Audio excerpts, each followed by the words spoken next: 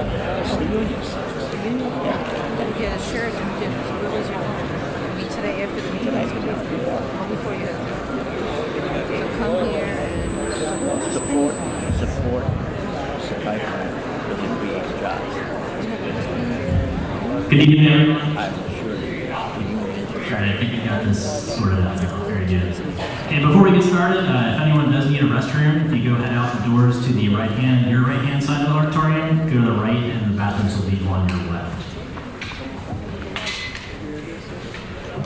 So on behalf of the Federal Energy Regulatory Commission, I want to welcome all of you tonight to the comment meeting on the draft environmental impact statement for the Constitution Pipeline and Wright Interconnect projects. Let the record show that the dEIS comment meeting began at 7:06 p.m. on March 31st in Richmondville, New York. My name is Kevin Roman, and I'm an environmental project manager in the Office of Energy Projects, which is a division of FERC.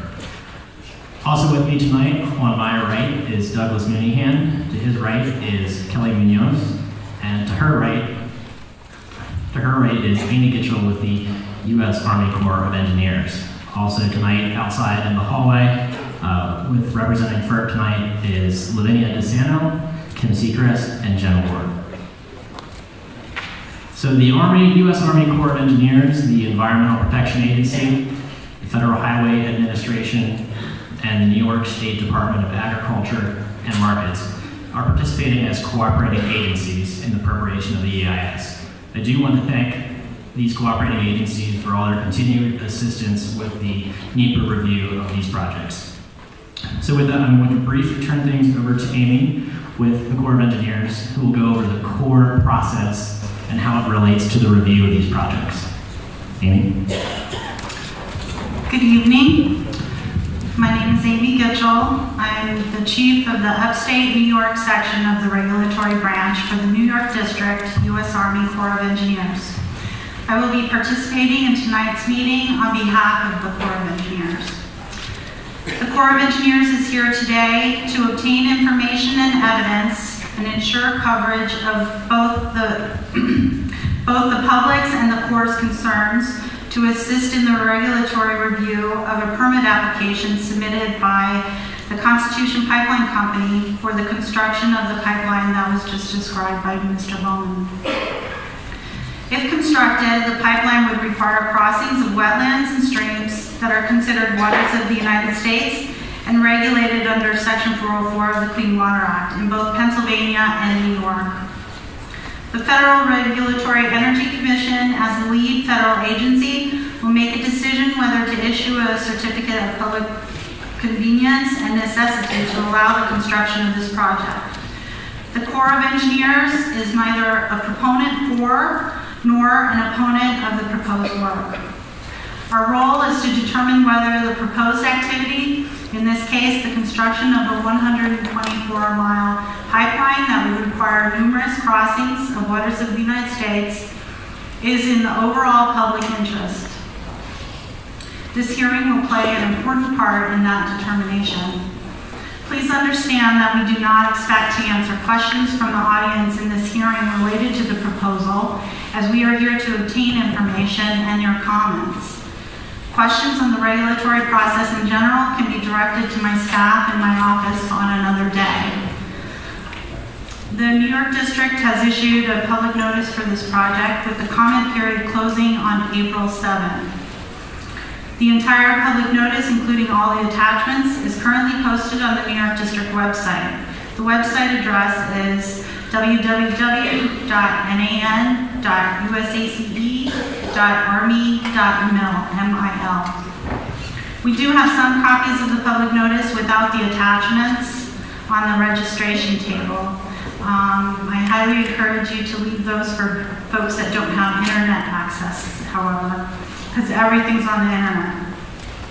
If you are not currently on our public notice email distribution list and would like to receive an email announcement for future public notices from my office, please provide your email address to one of the staff members at the registration table today. I look forward to hearing your comments this evening. Thank you, Amy. You'll note that we have arranged for a court reporter to transcribe this meeting so that we will have an accurate record of the meeting. If you'd like to have a copy of that transcript, you may make arrangements to do so with the reporter following this meeting. So Constitution Pipeline Company and Iroquois Gas Transmission filed applications under Section 7 of the Natural Gas Act with the Commission in June of 2013. As mentioned by Amy, these projects would consist of the installation of certain natural gas pipeline facilities between Susquehanna County, Pennsylvania, and Schoharie, New York. The primary purpose of this meeting is to give you the opportunity to provide specific environmental comments on the draft EIS prepared by FERC staff on the project.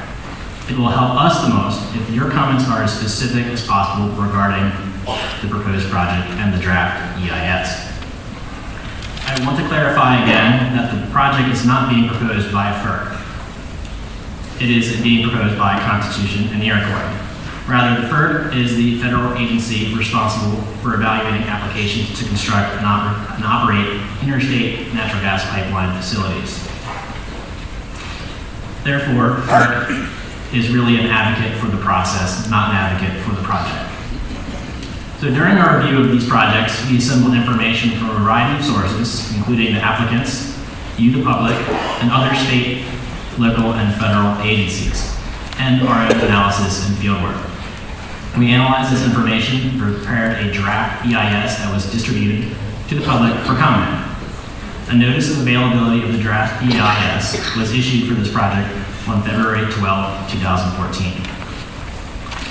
We are near the end of the 45-day comment period on the draft EIS. The comment period officially ends this Monday, April 7, 2014. All comments received, written or spoken, will be addressed in the final EIS. I encourage you to submit comments to us by that date, but if we do receive comments after that date, we will do our best to incorporate those and address them into the final EIS. You may also submit comments using procedures outlined in the Notice of Availability of the dEIS, which includes instructions on how to submit your comments electronically. Your comments will be considered with equal weight regardless of how they are provided to us. If you receive a copy of the draft EIS in either a paper or CD version, you will automatically receive a copy of the final EIS. So if you did not get a copy of the draft and you want to get a copy of the final, please make sure you sign the attendance list at the outside table and provide your name and address, and we'll make sure you get a copy of the final EIS. So I want to reiterate that neither the draft nor the final EIS are decision-making documents. In other words, once they are issued, it does not determine whether the project would be approved or not. I want to differentiate between the different roles between two distinct groups at FERC. Myself and the other FERC staff members here tonight are part of the environmental review team, and we oversee the preparation of the EIS for the projects. We ourselves do not determine whether or not the project would be approved or denied. Instead, the FERC Commission, which consists of 5 presidentially appointed individuals, are responsible for making that determination. So as I mentioned, the EIS is not decision-making, but it does assist the Commission in determining whether or not how they will make their decision on the project. The Commission will consider the environmental information in that document, public comments, as well as a host of other non-environmental information, such as engineering, markets, and rates, in its decision. There is no review of a FERC decision by the President or Congress, thus maintaining FERC's role as an independent regulatory agency. However, only after taking into consideration the environmental and non-environmental information factors into consideration will the Commission make its final decision.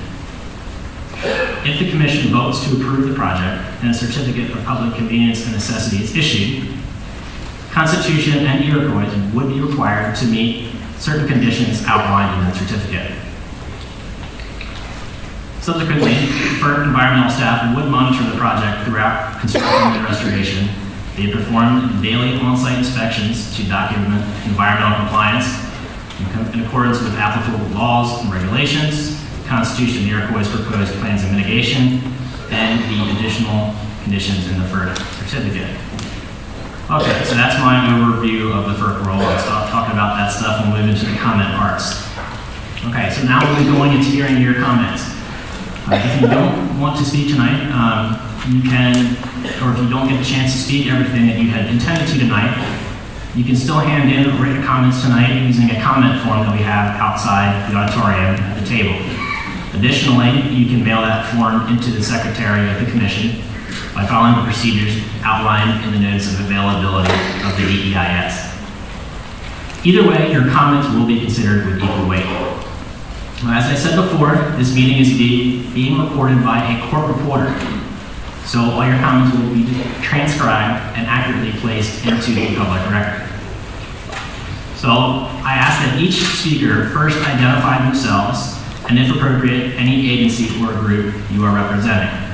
Also, please spell your name for the record and speak clearly into the microphone at the podium in front.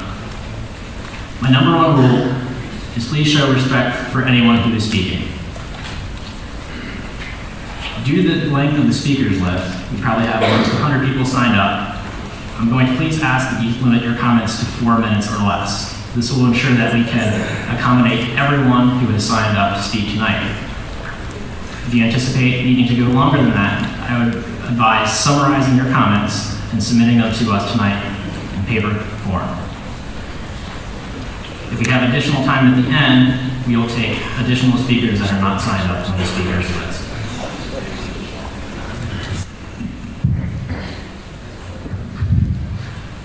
Brian Sherman.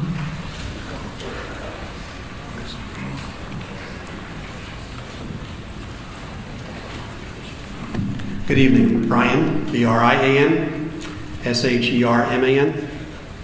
I'm the Superintendent of Schools for the Schoharie Central School District. I'm here to specifically address the issue of the pipeline cutting across the Schoharie Career and Technical Education Center and their property. In September of last year, the Schoharie Central School District Board of Education passed a resolution in support of the Capital Region BOCES refusal of Constitution Pipeline's initial offer to buy a right-of-way for $25,400. And it did so again a little over a month ago. I'd like to reiterate that no amount of money is worth the possible risk of safety to our students or any potentially negative impact on the excellent classes offered at the Schoharie CTE campus. As a prime example, the heavy equipment program at the Schoharie Career and Technical Education Center is incredibly effective.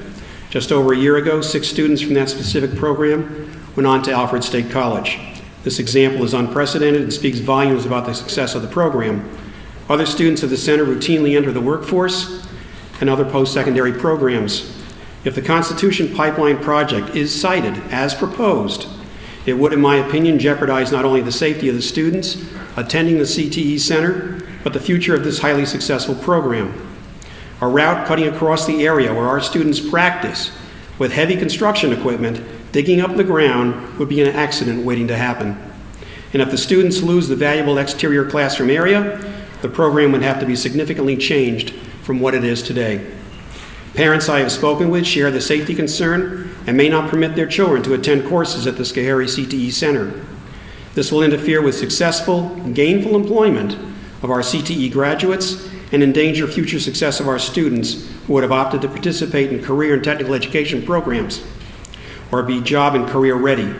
This pipeline route flies in the face of federal and state initiatives to make all our graduates college and career ready.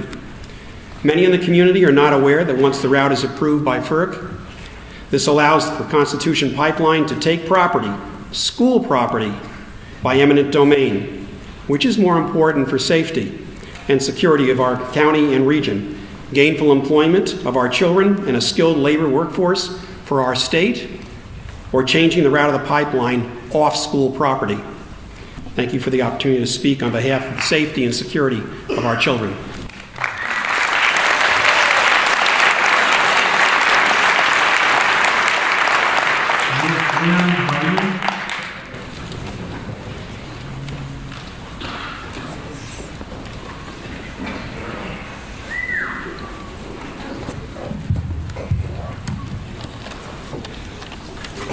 My name is Lynn Wayman, L-Y-N-N-W-A-Y-M-A-N.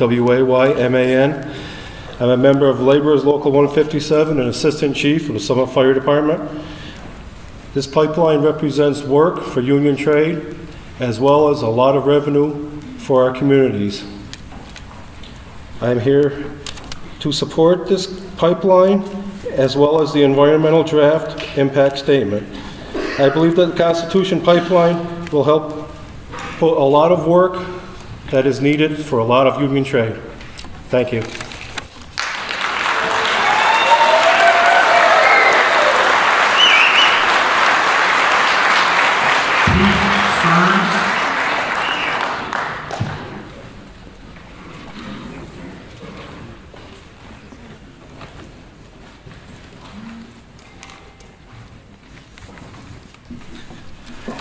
Good evening, and before we start, I was wondering if we could do the Pledge of Allegiance.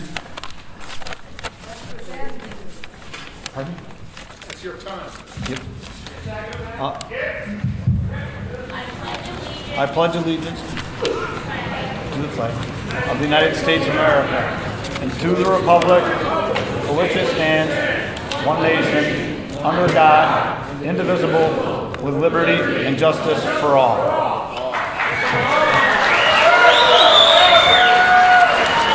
Good evening. My name is Pete Stearns, and I have the pleasure of speaking tonight on behalf of the hardworking men and women of the Laborers International Union of North America. You can easily spot our members and their families as they proudly wear the orange shirts here this evening. I am here in support of the draft environmental impact statement. I understand the emotion in this room, and I can assure you that our members share your passion about this project and share your passion and your commitment to this community. I wanted to briefly speak about an issue that I feel often gets lost at these hearings. And the issue is simply about the intentions of our union, and more importantly, what our intentions of our union members call this area home. I think it is vitally important that everyone here this evening understands that our members live here, pay taxes here, and educate and raise their families here, and deserve the right to earn a living here. Our members care about this community as much as all of you, and they also care about this project. That is why I can assure you that this project will be performed by a highly skilled and highly motivated workforce that also calls Schoharie County home. I promise you that not a single member present here this evening would ever compromise or sacrifice the well-being of this community for the sake of a job. I am confident that our members are dedicated to delivering this project in a safe and responsible manner and will protect the environment and protect their own backyards. I would ask FERC approval of this very important energy project and for no additional extension of the comment period. I thank you for the opportunity to speak, and I thank my union brothers and sisters for their time and their continued commitment to this community.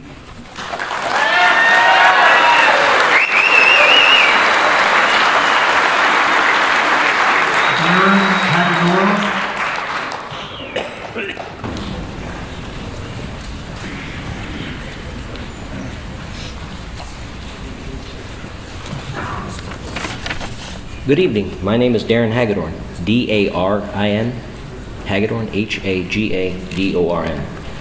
I'm here on behalf of Local 157 as one of their members. I believe that this pipeline needs to go. It will create great jobs. I've been on several myself, and I've seen firsthand how they go about their business with economic and the environmental and all the parts that take place in putting a line like this forward. And they take great care and it's just amazing to watch them go through the way they do their jobs. So I'm here to support, and I hope that you guys will let it go. Thank you.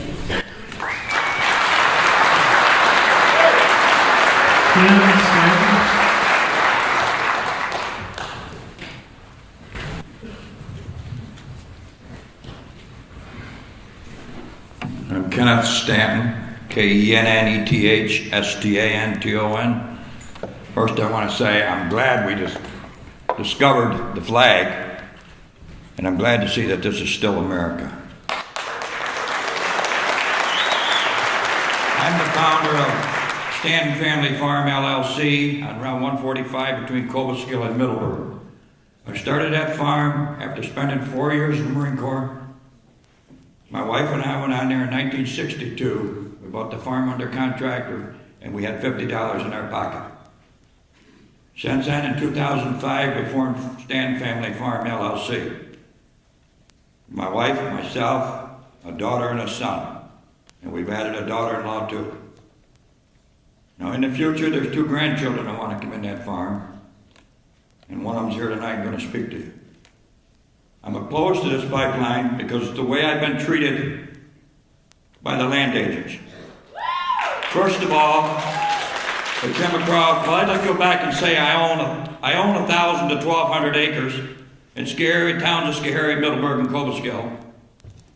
I rent another 500 acres, and they say it's not going to be an impact. It's going to be an impact to that farm because that farm's going to die a slow death.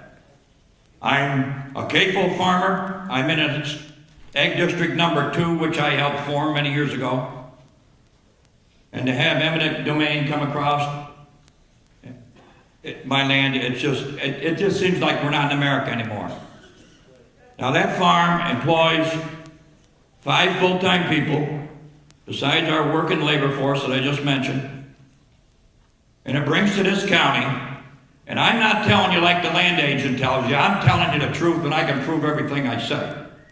Comes back to Schoharie County, generates $2 million every year. We milk 400 cows, and they're still milking tonight. They won't get done till midnight. And I need room for expansion on that farm. And that pipeline is designed to go right through the middle of my farm,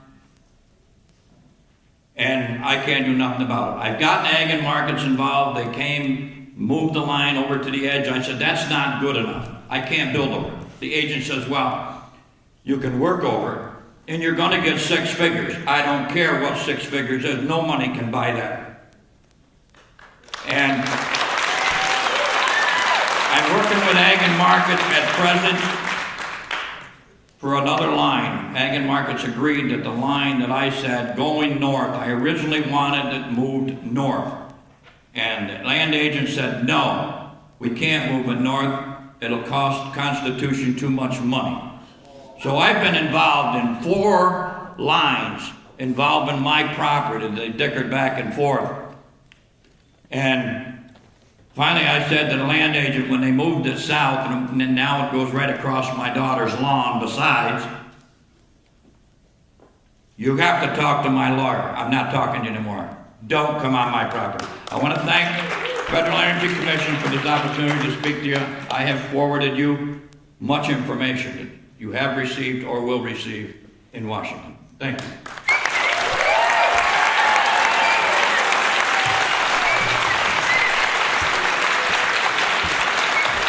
Regardless of your position, I would ask that you refrain from audible shows of disagreement or agreement during the speaker's comments. I'd hate for you to take away from the time of the speaker while they are speaking. Lisa Stanton.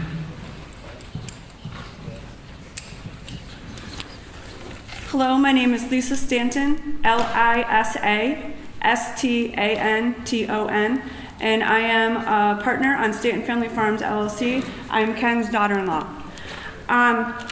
When I first started doing some research on the pipeline and expressing some of our opinions and views about the impact that the pipeline would have on our family farm, a lot of people were very concerned about whether or not we were telling the truth about the impact that it would have. People don't understand what a CAFO is. So I'm going to share very quickly that a CAFO is a concentrated animal feeding operation. That means that we take feed to the animals, and the animals are not allowed to roam over hundreds or thousands of acres like some ranches you might see out in the western part of the United States.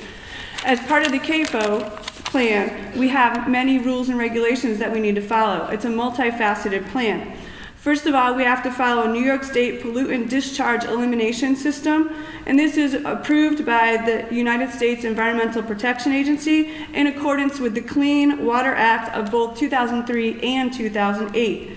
This controls any discharge to ground and surface water, such as runoff of manure out in pastures, or our manure storage system, and our bunk silo fermentation leachate, the runoff from the silos. With this, we have to have a Department of Environmental Conservation General Permit, GP-0-14-001. This is issued in pursuant to Article 17, Title 7, and Article 70 of the Environmental Conservation Law. Under these, we have a comprehensive nutrient management plan. This is in accordance with the Natural Resources Conservation Service Standard New York 312. As you can see, it's a multifaceted plan, and we have a lot of governmental input on what we can and cannot do on our farm. We have a planner who comes and helps us, and she works out of the Soil and Water Conservation right here in Schoharie County. In our office in the barn, we have binders full of maps of every single field that we work. Our planner has to come and sample our soil at least every 3 years. Our planner helps us design a detailed plan for when, where, and how much manure we can spread on each field that we have. We rent some land near the reservoir right here in Cobuskill, and we are not allowed to spread any manure there at all as part of our plan because of the proximity to the water. Our planner also tells us how much additional fertilizer, if any, is needed on the fields after we put the nutrients on the fields from the manure. Our planner also designs a crop rotation system for us. We are not allowed to have the same crop on the same field for an extended period of time because it will strip the nutrients in the soil. Our planner also works with engineers and helped us design our manure storage system, which is a lagoon out in the back of our farm. This lagoon had to be approved and is inspected regularly by an engineer. We also have bunk silos, and during the fermentation process in the silos, there is some runoff. This silo system has also been approved and inspected regularly by engineers. We have several log books on the farm for our manure spreading, storage, and handling, our crops, the weather. We have to keep track of the precipitation that falls on the farm to help with this. As my father-in-law said, we own about 1,000 acres. We rent another 500. The pipeline will affect approximately 130 acres of our farm. We're already good stewards of the environment. Putting the pipeline in this proposed course flies in the face of common sense. We're not allowed to build within 50 feet of any water. We have several small streams surrounding the base unit of our farm. Where our proposed expansion is and where this pipeline goes through is directly in the center of our farm. We can't build within 50 feet of any water. So where we're looking for our expansion, that my daughter's going to talk about in just a couple minutes, is right where the pipeline goes. We need to talk about the environmental impact statement. In Appendix H1, H2, and H3, our parcels, Alt O, New York, SC, 015, 016, and 017 are listed in there with additional comments that says the landowner resolution as yes. We have not resolved anything with Constitution at this point, and FERC has also included in there, see other recommendations above. Please take all these into account as you start to look at this before final approval, because it will have a tremendous impact on my family and on our farm. This is about environmental impact. I can't begin to tell you about the environment on our farm because this has taken a huge emotional toll on every member of our family. My father-in-law does not sleep because he's worried about the future of the farm and the impact that this pipeline will have. That creates a tense environment for day-to-day decision-making, and then it trickles down to my husband and me and my children. Please consider changing the route. Thank you.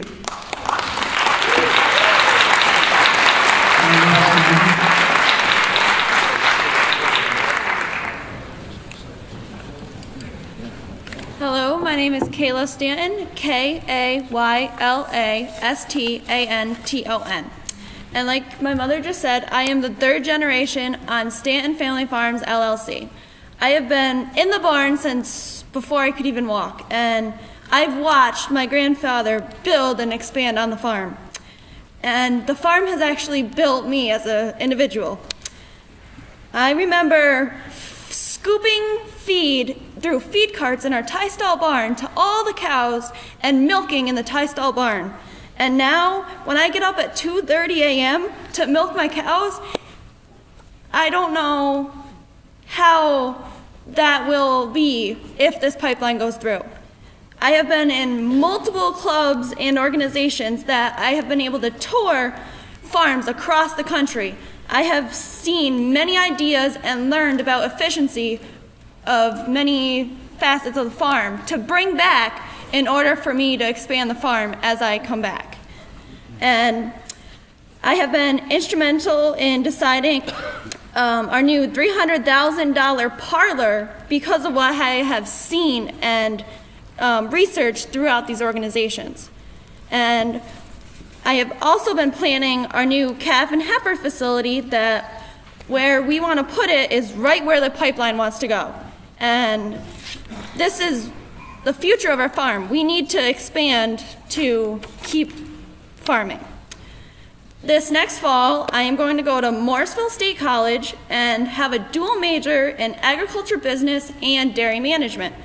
And then I plan to return to the farm. The New York State Senate just released the Young Farmers of New York plan. And the goal of that plan is to smooth the transfer of farms to the next generation and preserve existing farmland and help overcome obstacles to give a greater opportunity to be successful for the future generations of agriculture. If the pipeline goes through where it wants to go through, our calf and heifer facility expansion will not happen. And then we, like my mother said, and my grandfather, we will be in violation of our CAFO permits and have to face many, many, many fines. And my grandfather will be forced to make tough decisions about the current operation and the future of the farm. If we have to downsize or possibly not do this expansion, where is the future for me in the farm? Thank you.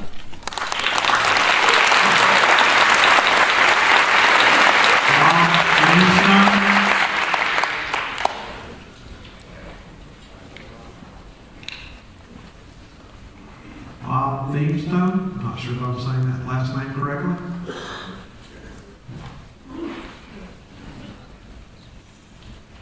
Mike Snow.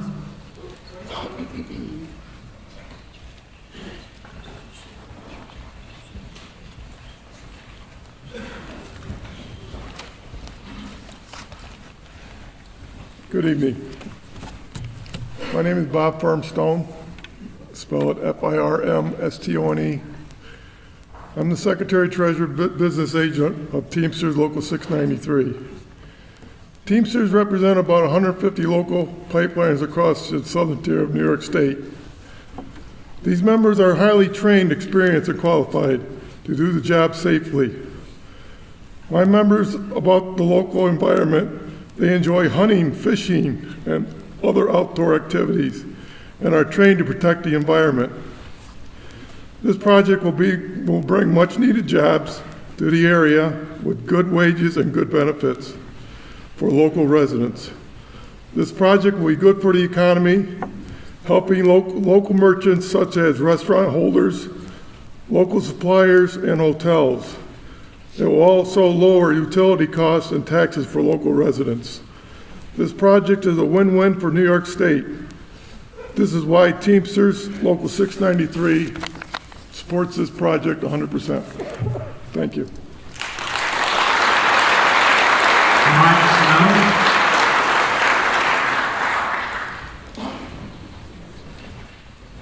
Mike Snow.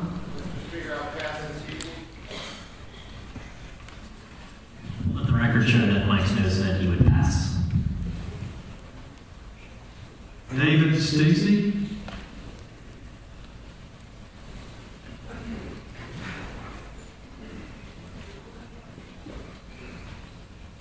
Studa.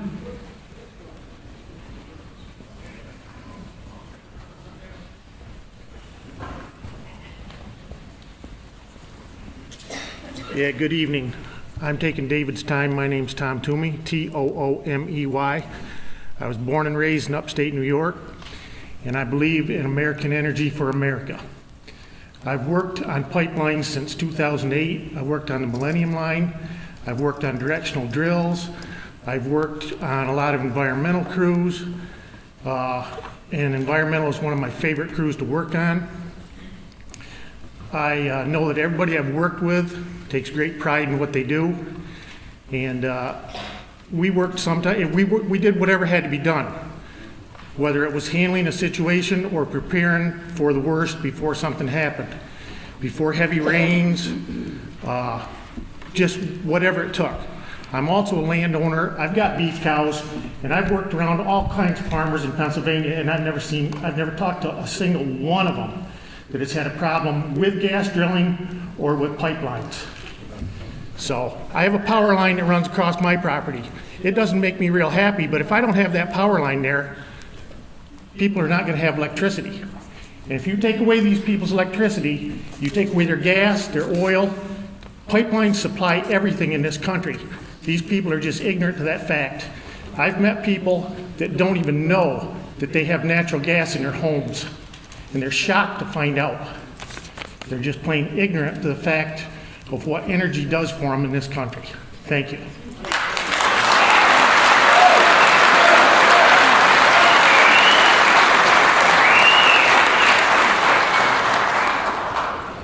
Dave Parker. Good evening. My name is Dave Parker, D-A-V-E-P-A-R-K-E-R, from Worcester, New York. Thanks for your copy of the draft EIS. I got the whole thing. It's incredible. It's an incredible document. The completeness is amazing. In a sense, I had the opportunity to work on the document, or I'll call it participate. When we in the town of Worcester had a parcel that was along alternate M of the pipeline. That unfortunately didn't happen from our standpoint anyway. But the geology, soils, and wetlands team, I was invited to go along with them during their assessment. And it was four not very young, but young, very competent, and extremely thorough professionals who let me come along and trailed behind because they were a lot better shape than I. But I can't speak more highly of the thoroughness and the competence they did, or they showed in the job they did. So I want to thank you for letting me go along with that, go along on the assessment. And I'm sure that their work is representative of what went into the rest of the draft EIS. I was particularly interested in and informed by the socioeconomic analysis as you presented in Chapter 4, pages 133 through 147. You summarized in Chapter 5, page 11. I believe the common sense approach that you used was extremely valuable in understanding the broad nature, broad scope, and impact of this project. Finally, I wanted to share a few quotes from some prominent individuals whose names you'll recognize, who commented on infrastructure development and domestic natural gas development in general. First, former New York State Assembly Minority Leader John Faso states, we need new energy sources and a safe, modern infrastructure to deliver energy to our homes and factories. This will help our national economy, make us less dependent on foreign sources of energy, and help create and save jobs. White House Climate Advisor John Podesta states, quote, if you oppose all fossil fuels and you want to turn the switch off tomorrow, that is a completely impractical way of moving towards a clean energy future. We remain committed to developing the natural gas resource and using it, and that's the current administration. Next, Secretary of State John Kerry stated, if we harness the power of the wind in Mexico and the biomass in Brazil, the sunshine in Chile and Peru, the natural gas in the United States and Argentina, then the enormous benefits for local economies, public health, and of course climate change mitigation could reach every corner of the Americas and beyond. Next, EPA Administrator Gina McCarthy adds, quote, responsible development of natural gas is an important part of our work to curb climate change and support a robust, clean energy market at home. Only two more. The President's former energy czar, Carol Browner, states, there's a lot of reasons to support natural gas as a path to a clean energy future. Secretary of the Interior, Sally Jewell, says, quote, working hard, working hand in hand with industry, we have an opportunity to use innovative technologies to capture natural gas to power more homes and with cleaner American-made energy while reducing methane emissions and cutting down carbon pollution. Finally, California Berkeley physics professor and climate scientist Dr. Richard Muller concludes, quote, environmentalists who oppose the development of shale gas and fracking are making a tragic mistake, close quote. I totally agree. Thank you for your time and attention.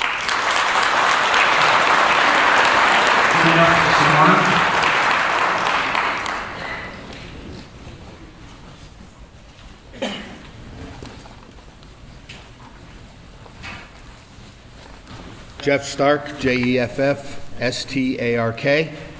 I'm president of the Greater Capital Region Building and Construction Trades, an organization with more than 14 unionized construction trades and more than 22,000 union members in this area. And I'm proud to be here tonight to represent them. Construction industry has been hit hard the last few years, and these are jobs that we desperately need. The draft environmental impact study states that this makes economic sense, and this project is for the public good. And yes, it has limited adverse environmental impact. It doesn't mean it has none for no one. Some people will be upset. But there'll be 1,300 construction workers who are going to have trouble to feed their families without these jobs. More than $80 million to the local economy and construction wages. More than $4 million to this county, Schoharie County alone, for school districts. We need this job. It is a very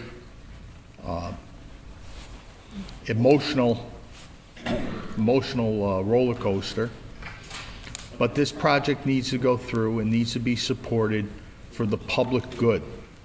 3 million homes will heat and cool their homes with this pipeline alone.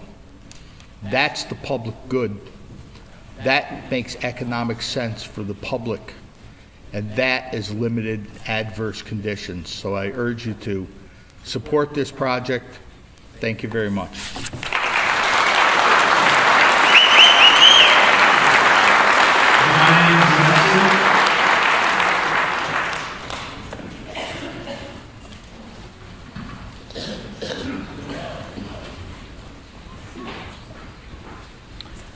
Diane Sefcik, DIANNESEFCIK.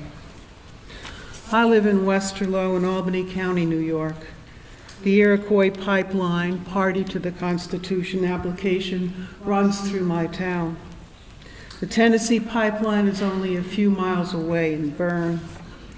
Expansion of these and other transmission lines would be a direct result of approval of the Constitution application. But these and many other impacts of shale gas development are not addressed in the FERC dEIS.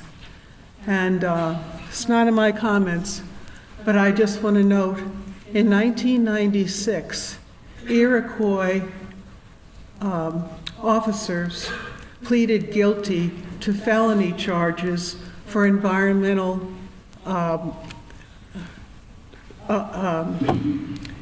problems when they built this pipeline.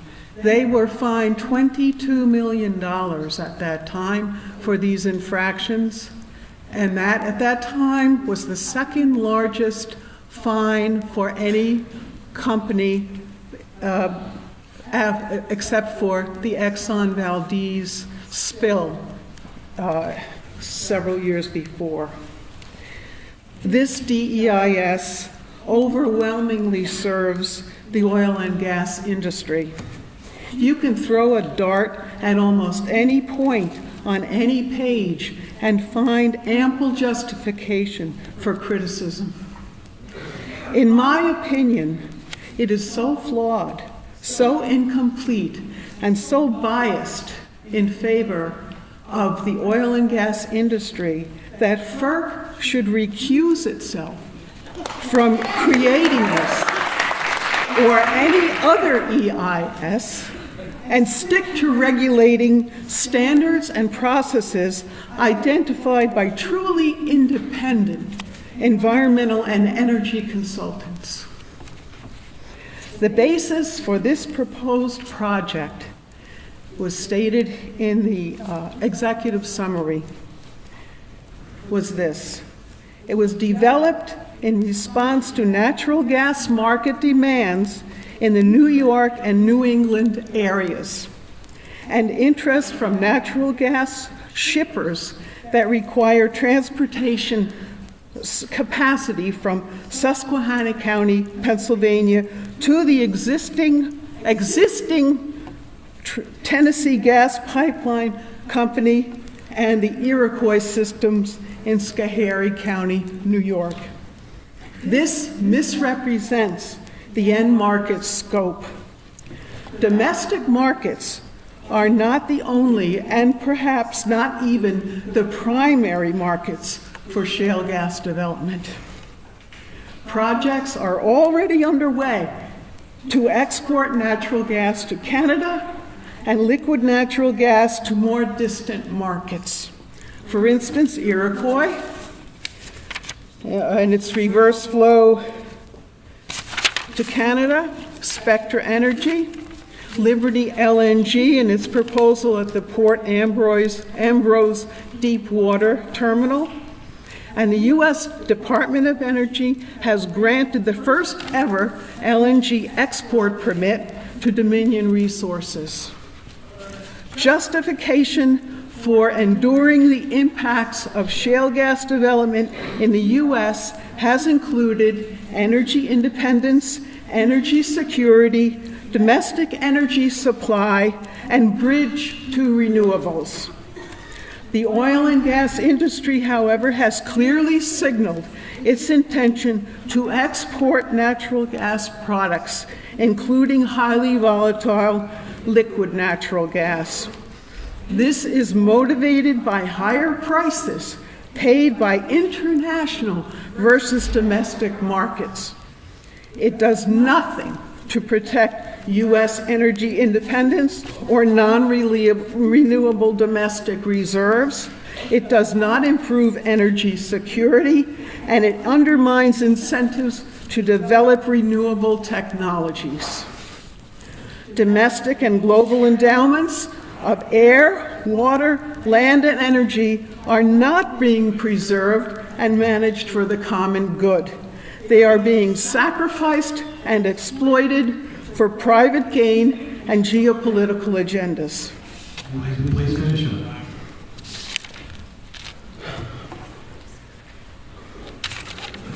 There's so much to say. I'll just say this. The rural communities, rural people are disproportionately impacted by shale gas development. Thank you for listening to me.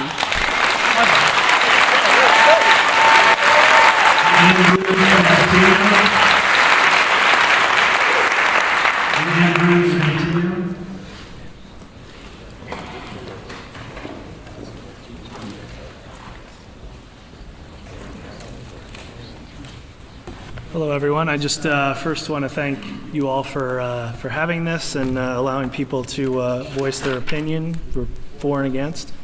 My name is Andrew Santillo. It's Santillo. I work in the Montgomery County Executive Office. I'm here on behalf of County Executive Matt Ossenfort and their Legislative Chairman Tom Quackenbush. We believe that the draft environmental impact statement appropriately balances both economic and environmental issues affecting the pipeline region. As Schoharie County neighbor to the north, there are two main reasons that we are supporting this project. Since January, we've worked and we've made it a priority to explore economic development opportunities and working regionally. Our county is looking at numerous ways to put people back to work and to increase the labor force. And if that's something that this project does, then I would have to say we are in full support of it. Also, if this project strengthens the region, which is another thing we've been working on since coming into office in January, it's something that we support as well.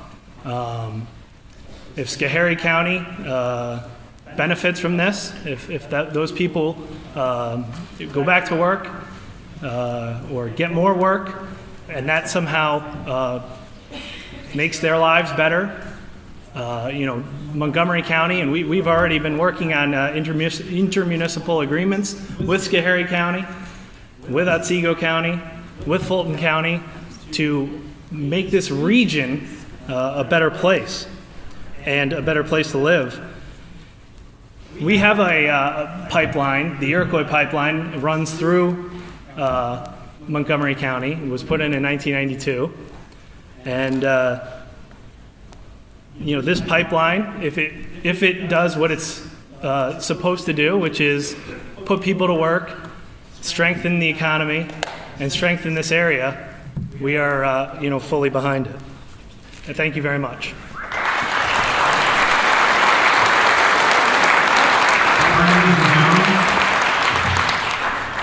Excuse me. Brandon Jones.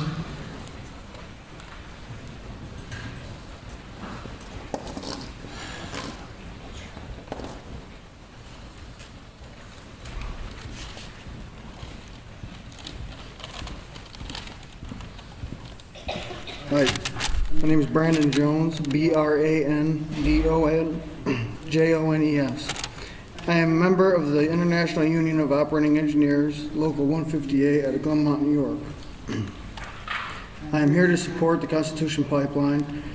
If approved, the Constitution phase, during the construction phase, there will be a positive economic impact. Local businesses such as hotels, motels, restaurants will greatly benefit from the construction crews, especially the very small businesses in the small towns along the proposed route. Also, as an avid outdoorsman, I have seen how well wildlife react after or even during the construction and restoration of the pipeline. And have worked with environmental inspectors and on other pipelines, they are very strict and observant, especially around streams and wetlands and other places. They have no problem at all shutting the job down until they find a better way to do things. New York is far behind other states. This pipeline is what we need. It will give us the boost we have been needing for a long time. The Constitution Pipeline is going to be a big help to local communities. Please approve the Constitution Pipeline. Thank you.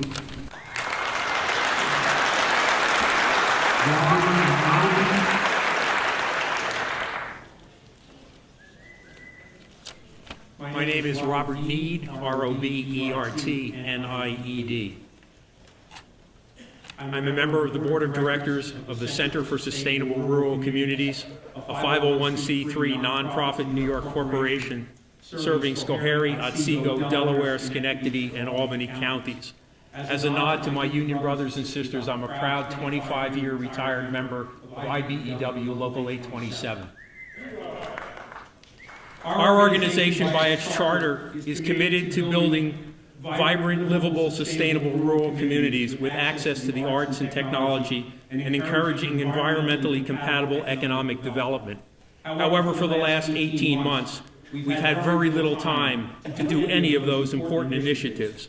Instead, we have been responding to an endless stream of visitors, phone calls, and emails from residents across the region who are deeply concerned, upset, and angry about the proposed pipeline. One after another, they have related to us stories of bullying, intimidation, outright lies by representatives of the pipeline company. They have told us about landsmen swinging the threat of eminent domain like a hammer and pitting neighbor against neighbor and family member against family member. They have told us about survey stakes and tapes that appear on their land while they were away visiting relatives. They have described their dream of retiring to a peaceful setting in which they have invested their life savings only to hear that it would be cut down the middle by a proposed pipeline, access road, mainline valve, metering station, communication tower, or all of the above. They have told us about their children who ride the school bus on a route that will intersect heavy truck and equipment traffic coming from ill-sited contractor yards. They have told us about drinking water that is drawn from a fragile karst aquifer that could be as close as 100 feet from pipeline blasting operations. They have told us about streams, wetlands, maple, sugar bushes, hedgerows, stands of oak and hemlock forest and hayfields, all of which they cherish, have cultivated for years, and that they need for fuel, need for food, need for peace of mind, and want to preserve for their own legacy and as a gift to their children, all threatened by this pipeline. They have told us about birds that nest year after year, eagles, blue herons, turtles, frogs, deer, fox, coyotes, bears, all threatened by this pipeline. They have told us how they have intimate knowledge of extensive ecosystems that surround their homes that the dEIS does not even acknowledge. They have told us about their grandchildren who have forts and tree houses in the path of the pipeline. They tell us about the fear they feel living next to a pipeline operated by companies whose names return Google searches filled with long lists of leaks, explosions, and fires, including one less than 12 hours to go in the state of Washington. They tell us about the fear and anger of being forced to expose their children to the emissions from compressor stations and the fear of the ultimate industrialization of their rural communities they know damn well will follow this pipeline. They tell us about the generations that have farmed their land and their hopes that their children will continue that tradition, while reporting that the reluctance of their loan officers to fund seeds for next year's planting or to fund repairs for necessary machinery, all because of the pipeline. They tell us about agricultural permits and certifications in jeopardy because of this pipeline. I have grown emotionally weary of old men, aged women, middle-aged women, and young couples with babies, all sitting at my table with tears in their eyes, telling me and asking me the same questions. How could they do this to me, my family, and my community? On behalf of all of those people, I am here tonight not to ask the Commission to reconsider this unnecessary and destructive pipeline, but to beg the Commission to deny approval for this pipeline.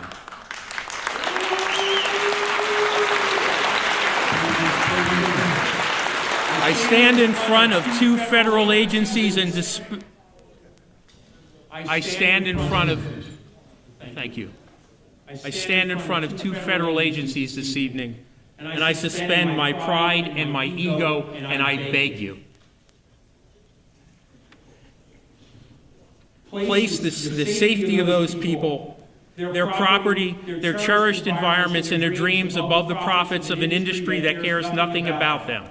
Defend them, protect them, stand up for them, because they have far too much to lose, and you are the only thing that stands between them and that loss. Thank you.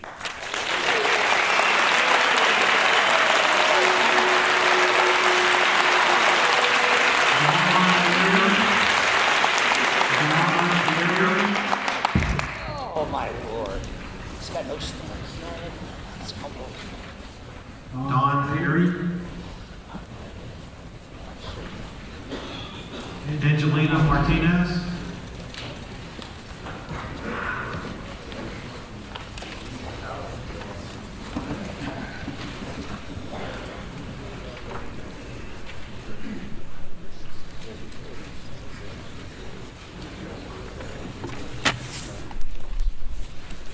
Hi, I'm Angelina Martinez, Angelina Martinez.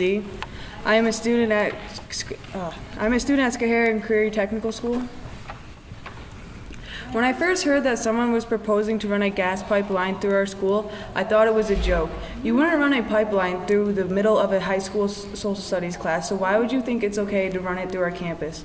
I think there is a misconception on how Schoharie Tech isn't a real school, that the education that goes on there is an aftermath of someone's plans to run a gas pipeline. You see a map, a piece of land, and an opportunity to run a pipeline, but it's more than that. It is a school, a classroom, and an opportunity for students like me to learn hands-on in a free and supportive environment. I came here tonight with a list of 294 ruptures that have happened since the year 2000. I want to repeat that.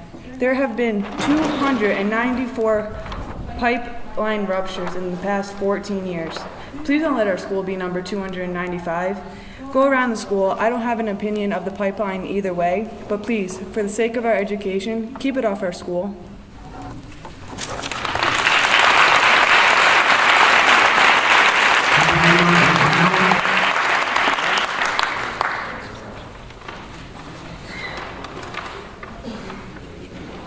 Taylor Brown.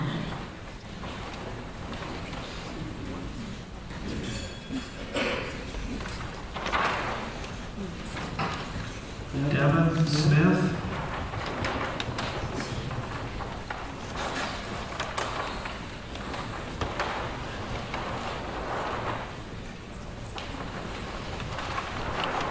Hello, my name is Devin Smida, DEVANSMIDA.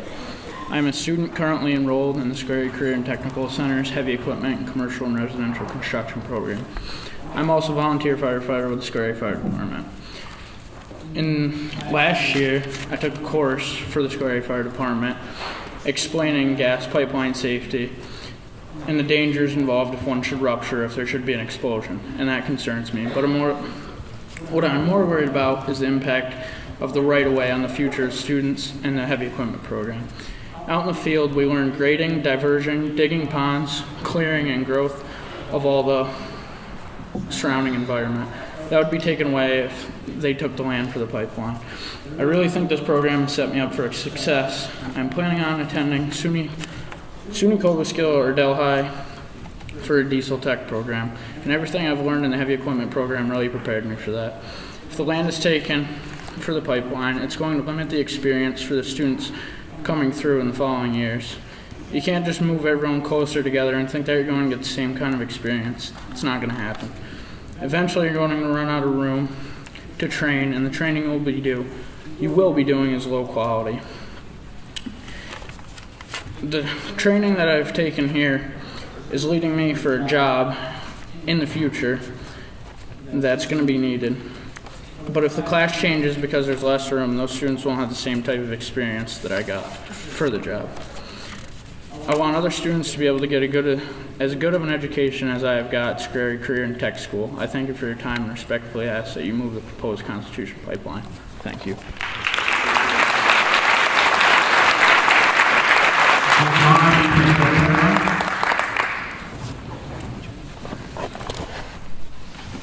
Good evening. My name is John Privitera, Privitera.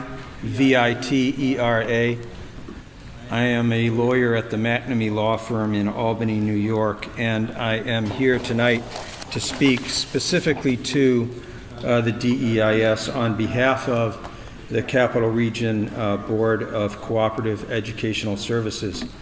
The first speaker tonight was Superintendent Sherman.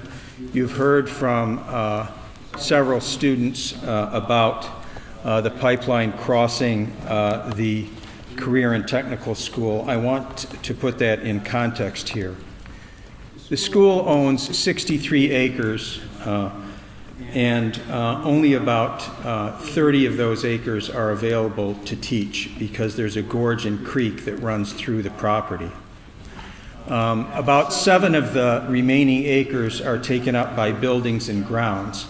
And this is a very specific school that was designed exactly to teach heavy equipment, operation, maintenance, and safety So it has big bays, big garages, outbuildings, and an entire teaching course on the remaining 23 acres that are available. Of those 23 acres, the pipeline proposes to take by force, by eminent domain, 5.6 acres of the school. And just as a student just said recently, that's like taking 25% of any other campus, because the classrooms are outdoors. It's like taking 25% out of the structure of the building that we're standing in, sitting in tonight, and expecting the school to still be able to perform. And notwithstanding that taking, the environmental impact statement itself says on page 4/129 that the impact of this taking on the school is not known to FERC. That you asked the pipeline to describe the impact on the school, and the pipeline company said they could not, and you published the dEIS nonetheless. Well, that's a fundamental shortcoming under NEPA, because the environmental impact statement is supposed to explore the impact, lay it all out, and mitigate it or avoid it to the extent practicable. Here, 50% of this pipeline's been rerouted over the course of the analysis of this project, yet it's still determined to go through this campus and take about 25% of the classroom away. Fundamentally, the EIS does not support that taking. It's weak, and it cannot document consistent with law this taking. It's also a high consequence area with over 200 students in the building and as many as 60 students outdoors teaching, learning at any one time, with teachers, I should say. And yet that the impact of this taking is not avoided or mitigated in any respect. Moreover, when the surveyors came to the school and said they were going to take 25% of the campus away, they also said they were going to put an access road right through the school. So the temporary access road, as designed, as drawn in the EIS, goes right through the bus loop, right through the collection area where the students take the heavy equipment out of the buildings, right through the main road to the back classrooms, and is simply incompatible with teaching students how to use heavy equipment. We will be submitting written comments on this matter, and we will be intervening in this proceeding before FERC, but it's very important for you folks to know tonight that the EIS is insufficient because it does not mitigate the impact on this school. It has to go someplace else. Thank you.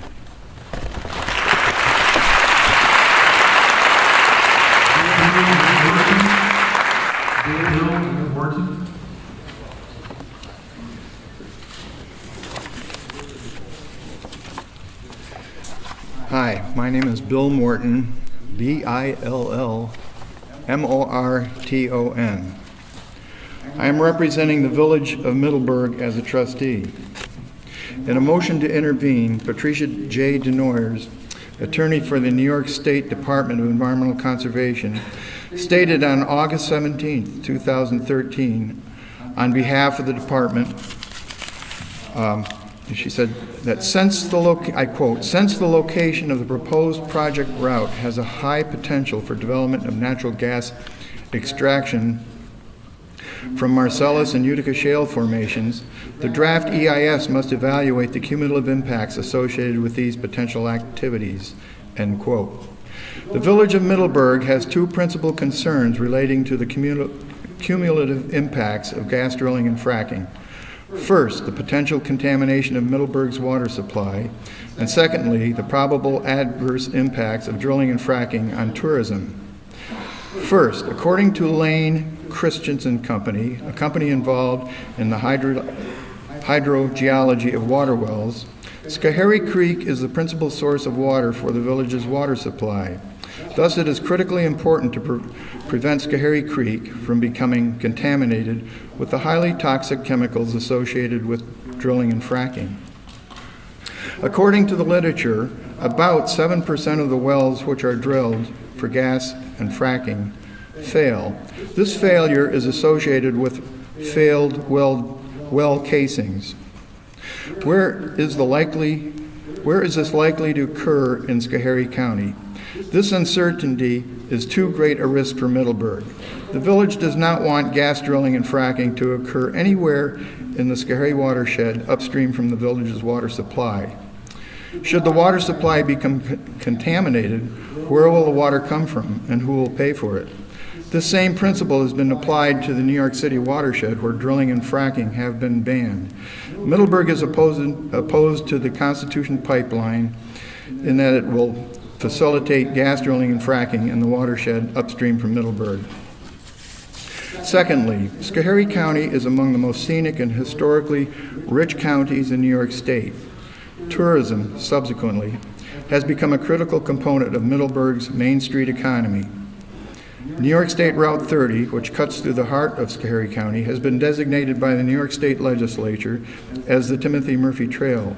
The village established Timothy Murphy Park along the trail. The village also working with other communities to reestablish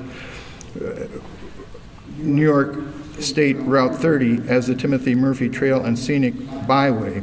The village has been investing in additional infrastructure intended to attract tourists, namely murals and quilt blocks on building facades, large wildflower patches at each entrance to the village, and flowering baskets adorning antique lampposts, to mention a few. These investments may be for naught. Tourists simply will not tolerate the sights and sounds of the gas industry, such as the heavy volume of industrial-sized trucks traveling through the village of Middleburg via routes 30 and 145. Compressor stations located every 2 to 4 miles along major and gathering lines, which leave gashes and scars on forested mountain slopes. And as many as 32 well pads, each equal to 3.5 acres in size per square mile. The village of Middleburg opposes installation of the Constitution pipeline, as it will facilitate gas well drilling and fracking, which in turn will disrupt and degrade tourism. I wish to submit into evidence a video entitled, quote, "Drilling for Natural Gas in Schoharie County, New York, Lessons Learned from Bradford and Susquehanna Counties in Pennsylvania," end quote, for the express purpose of demonstrating what a community can expect from gas drilling and fracking. The truth be known, the impacts to tourism, especially the massive deployment of trucks, cannot be mitigated. The village has no intention to endure cumulative impacts on water quality and tourism in order for the gas industry to profit. The village of Middleburg urges FERC and the Corps of Engineers not to deliver a project such as Constitution Pipeline, which will denigrate the village and more broadly surrounding areas. Also included is a map of natural gas leased properties in Schoharie County outside of the pipeline right-of-way, which verifies the intent of the gas industry to drill and frack in Schoharie County. I'd like to turn these two packets with the video over to the Corps of Engineers and FERC. Where shall I put them? You can leave that with the staff outside of the table. Okay, great. Thank you very much.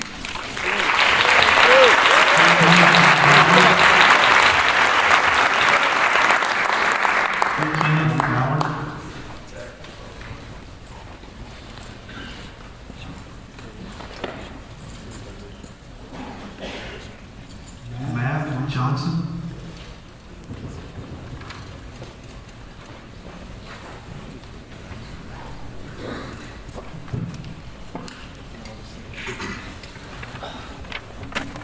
My name is Matt Johnson, MattJohnson.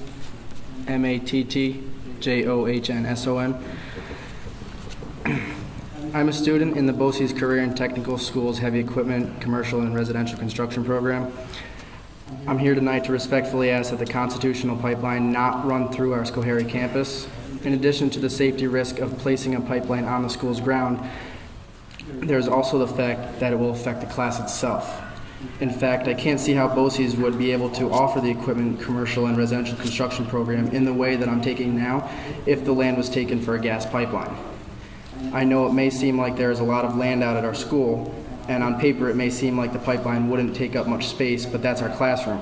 We need every inch of that classroom space to learn to properly operate heavy machinery. When I first started out in this program, I needed space to learn and to make mistakes. Taking any amount of that space is going to change the way future students in the class learn. Out of anybody, I'd figure the people responsible for building and siting high-pressure gas pipelines would want the best training possible for the heavy equipment operators that are doing it. That is this program. The way it exists right now, with all of the classroom space that's available to it, I can say personally that this program is an excellent one. Now I know that Career in Tech and the instructors will do their best to provide a great education no matter what, but taking part of our classroom away from for the constitutional pipeline would no doubt change our heavy equipment and commercial and residential construction program. Thank you.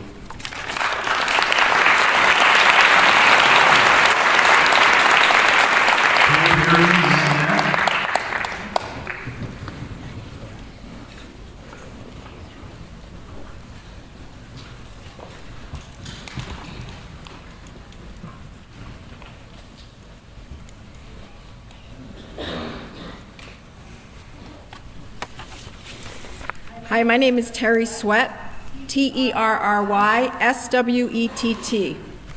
I am the director of the Capital Region Career and Technical School, which has a campus here in Schoharie. Thank you for the opportunity to speak this evening about the proposal by Constitution Pipeline to run a high-pressure gas pipeline through Capital Region Career and Technical School's Schoharie campus.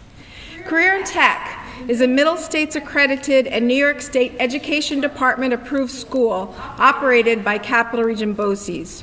We offer more than 40 technical programs of study for high school and adult students at our campuses in Albany and Schoharie.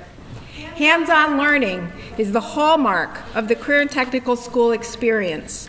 While traditional lecture, reading, writing projects are all part of our programs, the majority of our students' time is spent gaining practical experience in their chosen trade or profession. Currently, we have 208 students enrolled in programs on the Schoharie campus. At Schoharie CTE, we offer 8 areas of study, the very most popular of which is our residential construction and commercial construction heavy equipment program. We currently have 59 students attending these programs daily. Our construction heavy equipment experience our highest enrollment due to the increased demand for trained professionals in these areas. The 63-acre Schoharie campus, constructed in 1972, was specifically designed to provide students with ample and diverse terrain where they can hone their skills with a range of heavy equipment, including backhoes, bulldozers, excavators, farm tractors, skid steer loaders, dump trucks, and rollers. During their coursework, students learn under the supervision of teachers to safely operate each piece of equipment. Digging, trenching, operating, among other skills, are practiced on a daily basis. While Capital Region BOCES does not endorse or condemn the Constitution Pipeline project as a whole, we do believe a gas pipeline running through the Schoharie campus would threaten the safety of our students and the future of the campus and its programs. Having to navigate around a potentially volatile pipeline would add an additional layer of stress to an already exacting practice and create justified concern about the safety of all of the students learning on our campus. According to a study commissioned by Capital Region BOCES, an accidental rupture or failure of the pipeline at our campus location would be fatal to any student receiving instruction outdoors, and there is no guarantee that students and staff inside classrooms would survive a blast or thermal radiation either. I am the director of the Career and Technical School. I do not want to have those kinds of conversations with parents. The safety and welfare of our students is our #1 concern. Every school day, parents and guardians entrust their children to us with the expectation that we will treat them as our own and that we are invested not only in their academic success, but their personal safety. For these reasons, we believe it would be irresponsible for us to endorse the location of a gas pipeline on a BOCES educational facility. Thank you.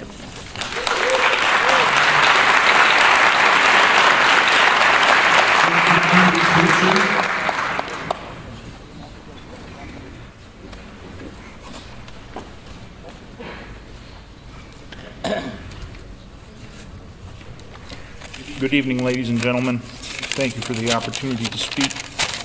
My name is Kevin Kutcher, Kutzscher, and I am a current sitting Schoharie County representative on the Capital Region Board of Cooperative Education Services. I am very surprised tonight. I don't really have any prepared remarks, but in my thought process of what I might say tonight, there's two dates that anybody that has lived in Schoharie County can remember. That is March of 1990, when a 8-inch pipeline devastated an entire village. And August of 2010, when 40 families, 110 people, had to be evacuated from the hamlet of Broome Center and Mackey when the pipeline ruptured again. Luckily, this time there was no fire. It was a small leak. I put those together with the thought of safety of our students and the children and our staff and faculty. And I remember my mother calling me and saying, "What should I do?" My mom lives in Mackey. They've told me I have to leave. She was over a mile away from the leak. I told her that she was more than welcome to come to my house. She decided not to, and luckily nothing happened. I just think that putting the pipeline through our school in the vicinity of students that are training and using equipment that they're not familiar with at the time is a really, really bad idea. I would appeal to everyone to use their common sense and reposition this away from the school. Thank you.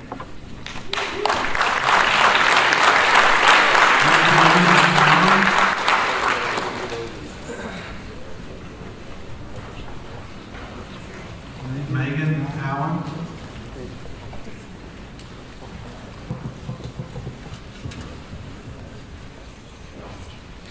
Jack Fatal.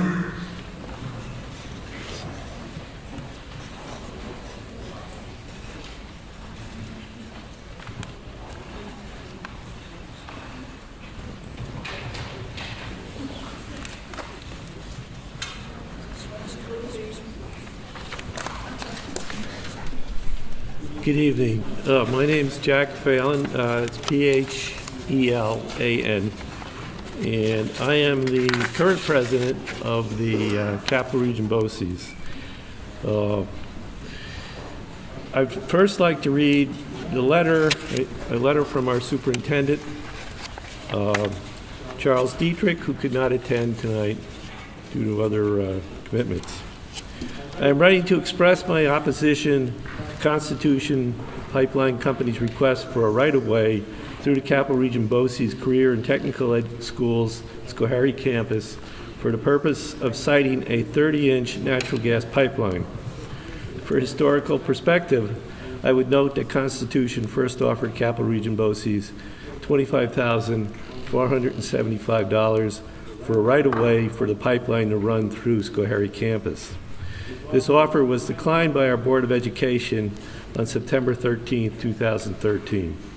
Constitution made a follow-up offer of $172,830 on November 18, 2013 that was also declined. While Capital Region BOCES does not endorse or condemn the Constitution pipeline project as a whole, it is our position that a 30-inch gas pipeline running through the Schoharie campus would threaten the safety of our students and future of the campus and its programs. and that no amount of money would be enough for us to accept a pipeline in that location. It is the mission of Capital Region BOCES to provide educational opportunities in a safe and welcoming learning environment. The safety and welfare of our students is my main concern, and it would be irresponsible for me to endorse the location of a gas pipeline on any Capital Region BOCES educational facility, let alone where we are teaching students how to operate heavy equipment. There are now more than 208 students enrolled at Capital Region BOCES Career and Technical Education Schools Schoharie campus. And for their education, we use the campus as much as possible. And like a traditional school where instruction takes place primarily in a classroom, and at a Career and Tech, the entire campus is the classroom. We've requested information from Constitution regarding the crossing of the property, but it is still not clear where and how the school would be impacted. To date, the applicant has offered no information as to how our school would be impacted. In conclusion, for the safety and hiring of our students entrusted to our care, and for the safety and well-being of our children entrusted to our care, and for the future of the education program that prepares students for success, we ask that the Constitution Pipeline Company remove its proposed pipeline from the Schoharie Career and Technical Education School campus. To follow up on that, as president of the board, when we represent 24 school districts across 4 counties, and and our board uniformly is opposed to this. When we first looked at this proposal and looked into the ramifications, we were frankly astounded at the idea that this would be placed in this kind of an educational situation where this kind of activities with students operating heavy equipment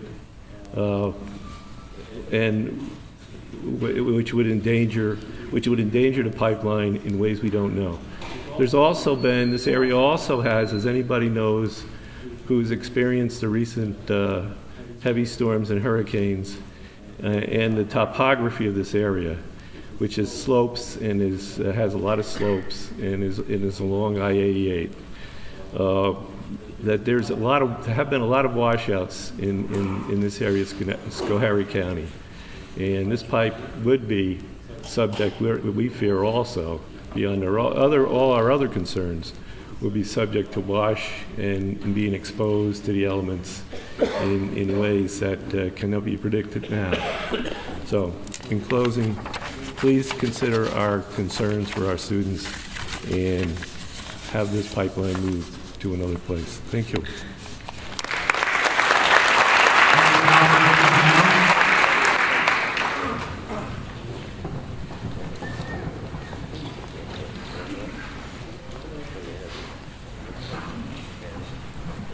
Check.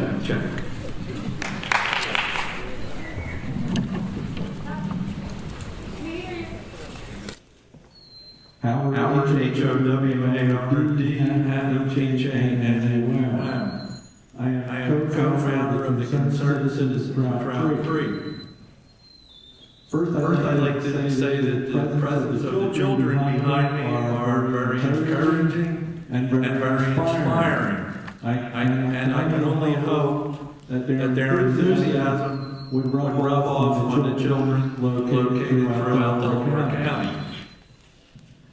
I direct your attention to 4.9.5 of the document dealing with property values and mortgages.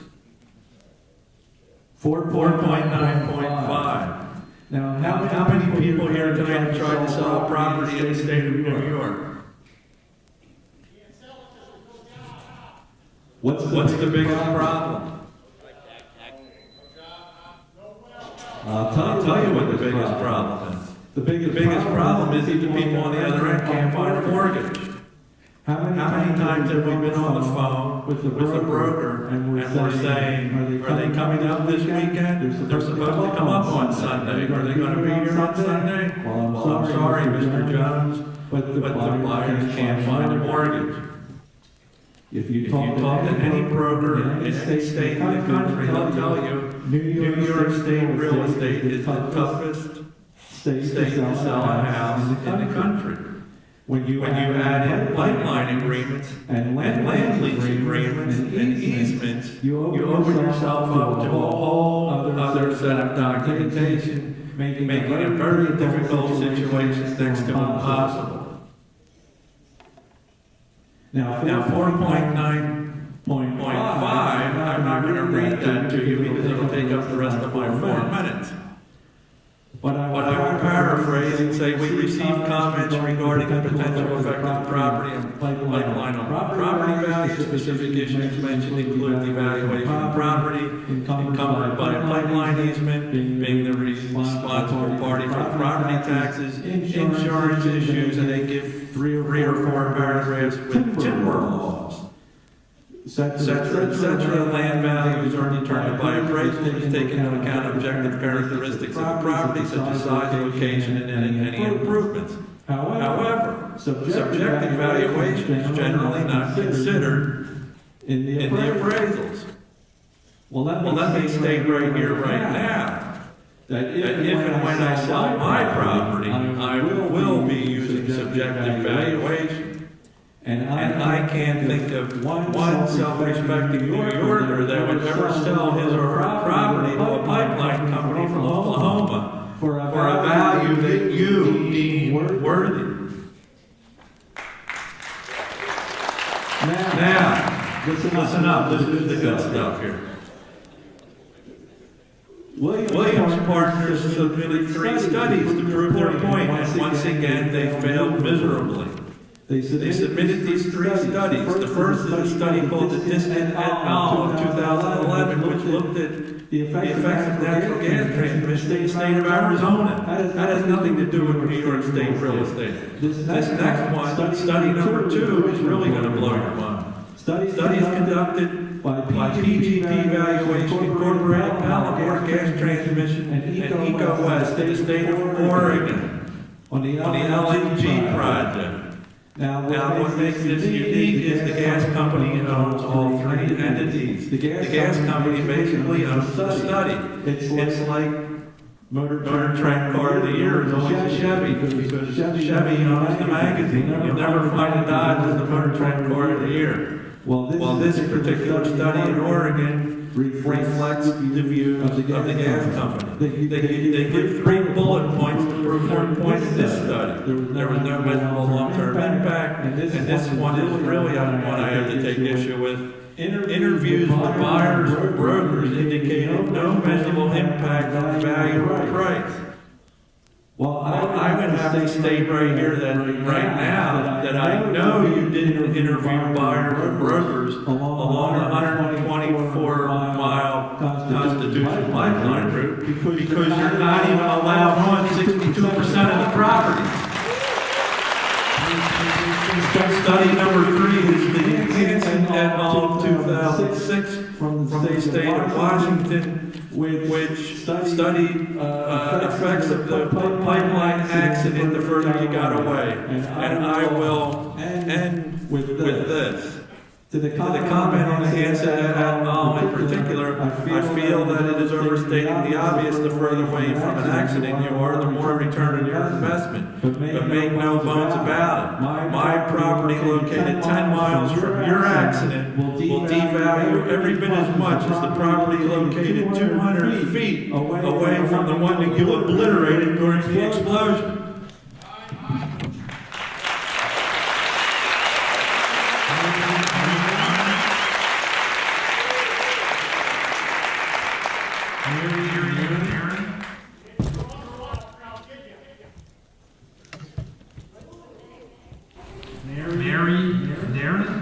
Not sure if that last name.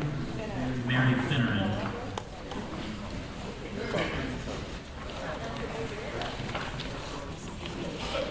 Hi, I have some comments I'm going to be leaving out front too because I've got way too much here. But I would like to finish what Diane Shepsick was going to be talking about, and then I'll continue with some more of my own stuff. because the projects would generally traverse sparsely populated areas. This is from the dEIS. The number of persons who would be at risk of injury due to a pipeline failure would be low. I'd say none. There should be none. And there is no evidence that such risk would be disproportionately borne by any racial, ethnic, or socioeconomic group. Safety impact models, however, do discriminate against rural people.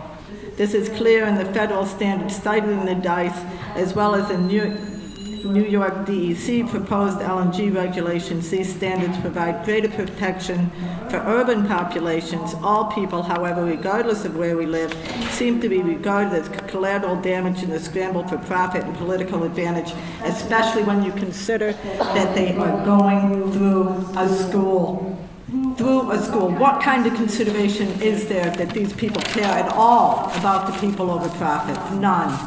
I want to say that one thing, my first general comment about the dEIS is that it's so obfuscating. You cannot read it. There are no page numbers when you go for a search online. They have sections. When you put in a certain phrase in the search, the sections come up. And they'll say a page, but you can't find a page looking at the document, and you can't find it online. It is so difficult to find anything to comment on. I am a welder. I was a welder, a trained welder.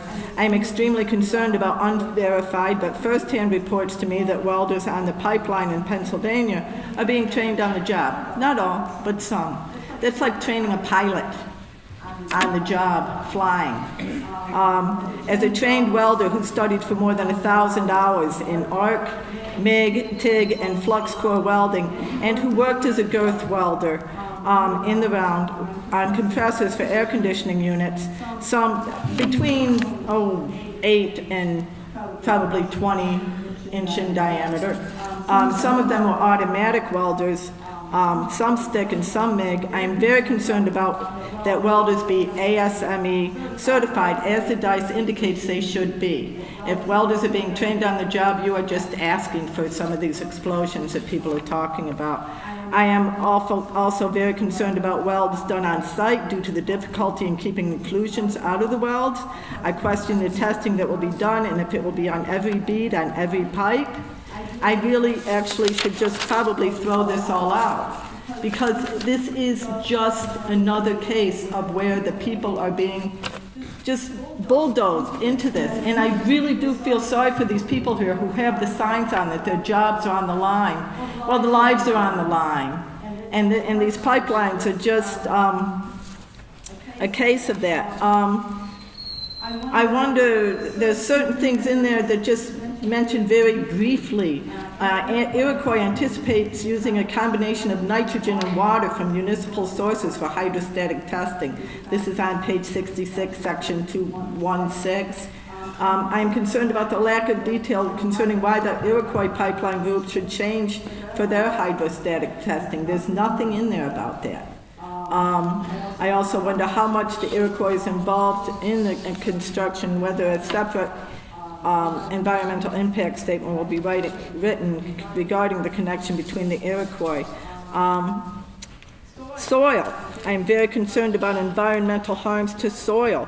According to a Penn State professor in the study Topographic and Soil Constraints to Shale Gas Development in North Central Appalachians, published in the September to October 2012 issue of the Soil Science Society of American Journal, we now think that pad development is a lesser landscape disruption than the pipelines. People have talked about that. I see pipelines, and these are 8-inch pipelines are what we're used to. These are 30-inch pipelines. How much disruption, how much explosion can happen with a 30-inch pipeline? This is just, it's just got to be stopped. No. Thank you.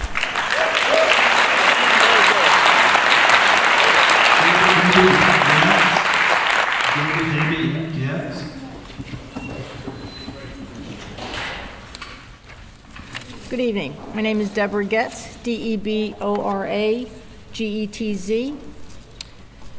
I'm very much an environmentalist. I don't question that at all. However, I've also learned that anything in life is debatable. You can have the best professional scientists, and they can all have a different opinion on the same thing.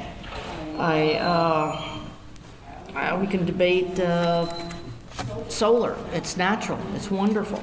However, the panels are made of very toxic materials.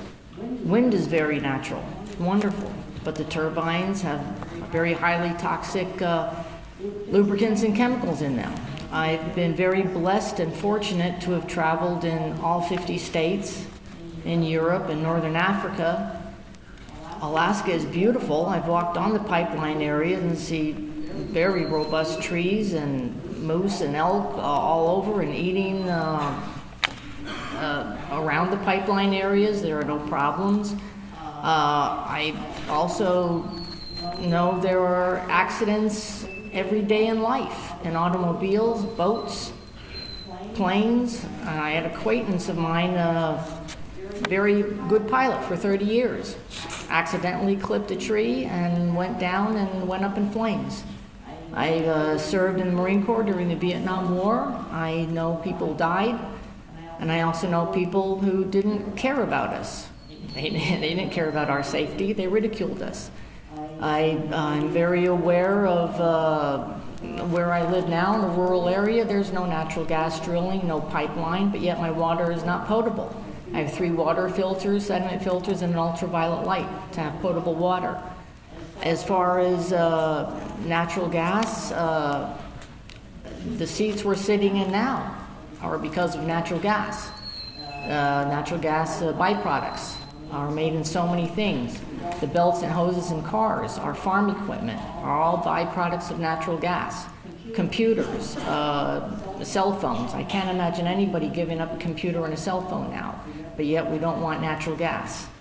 So I'm not quite understanding that. I know people who are environmentalists but have rusted equipment on their properties, which goes into our drinking water, but they don't seem to care about that.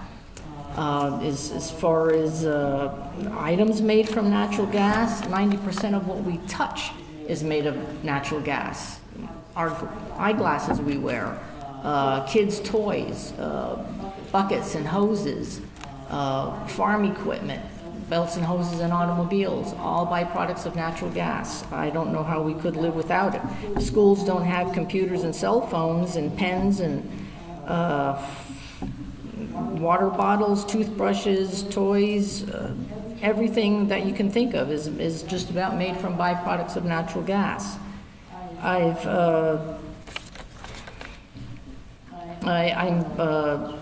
Wood burning stoves.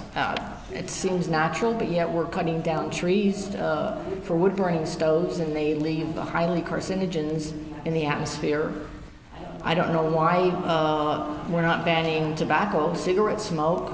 If you're an environmentalist, why on earth would you smoke? You're cutting down trees, plus all the carcinogens you're putting in the air. Natural gas, pipelines, they've been under towns and cities for over 100 years. Are there accidents? Of course.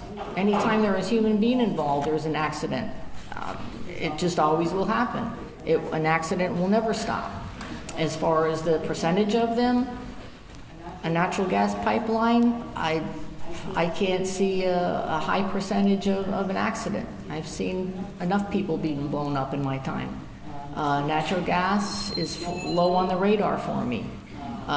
Please finish. If you don't want to have a pipeline in Schoharie County, I'll take it on my property on Otsego. Thank you.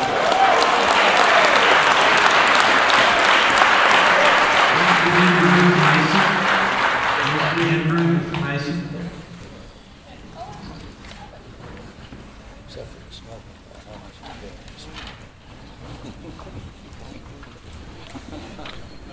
My name is Andrew Mason. That's M-A-S-O-N.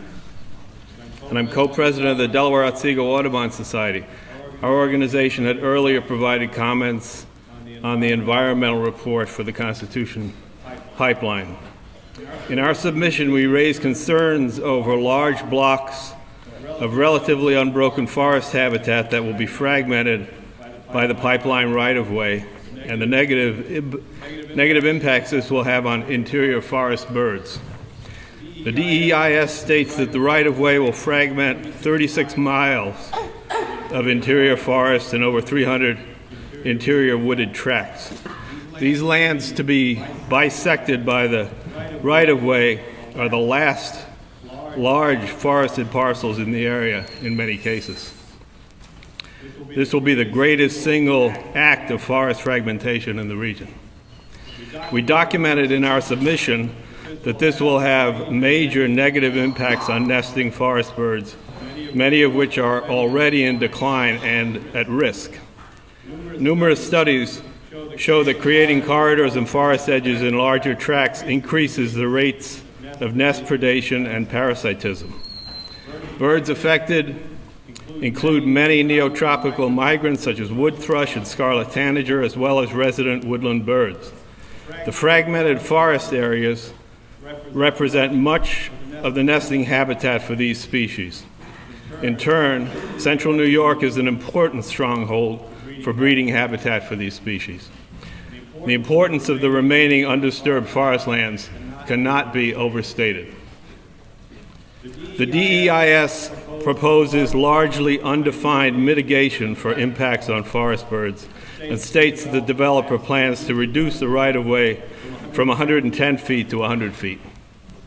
This demonstrates an appalling ignorance or a convenient avoidance of the science we presented in our comments. A 100-foot corridor is several times the width that will introduce the negative impacts found in avian studies. A 10-foot reduction from mitigation is no mitigation at all. In fact, there is no possible mitigation for these impacts, and to suggest that there is serves only to provide the developer with a screen to avoid addressing the true negative impacts of the pipeline regarding birds.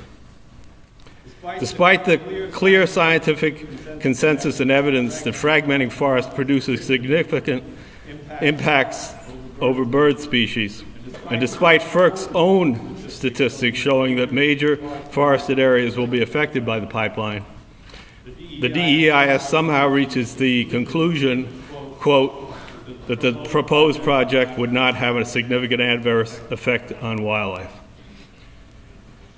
When projects pose such a clear and present threat to bird habitat as this, one wonders what FERC and its staff could possibly consider a significant adverse impact.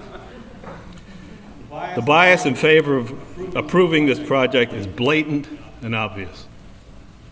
We urge that this document be withdrawn and an even-handed and scientifically valid environmental review of this major project be carried out and submitted for public consideration as required by law.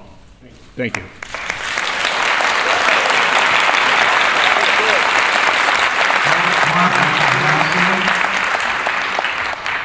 Mark Lasso.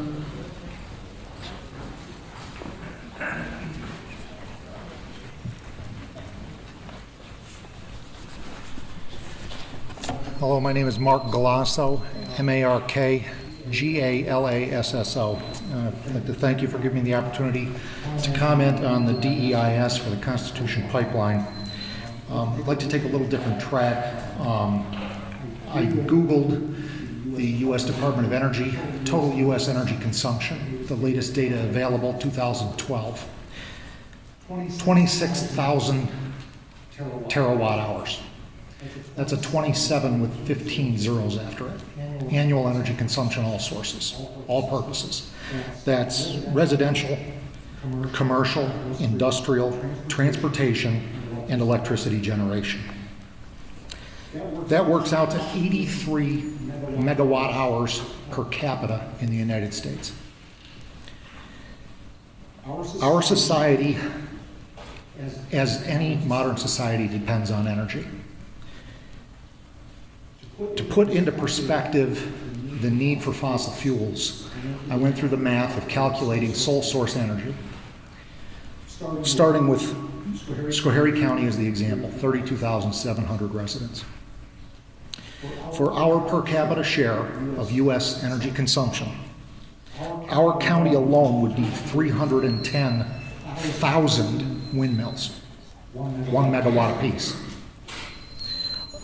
If we were to sole source nuclear power plants at 1,500 megawatts, our county alone would need 200 nuclear power plants. Solar. For our county, we would need 5,100 square miles of solar panels. Our entire county is only 626 square miles. We would cover 8 counties with solar panels, killing every fish, every bird, every tree, because the sun would be blocked. The U.S. energy consumption, to do it 100% in solar, would cover 96% of the Earth's land surface. Straight math, right out of Google. Take average energy production of a solar panel and do the math on it. This very room that we are in, natural gas heated, half the cost of number 2 oil. That's a savings to this school district, which is in hard financial times. Natural gas is 85% cleaner than number 2 oil.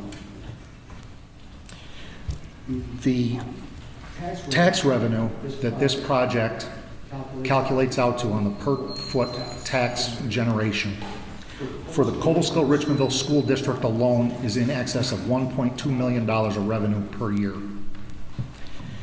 The advantage of a natural gas energy source, as opposed to, and I'll use number 2 oil as the example, there's no trucks on the road. We're talking thousands of truck trips to equate what a 30-inch gas pipeline can transport. I don't know how many tankers on a train it would take to transport that much energy, but it's a lot.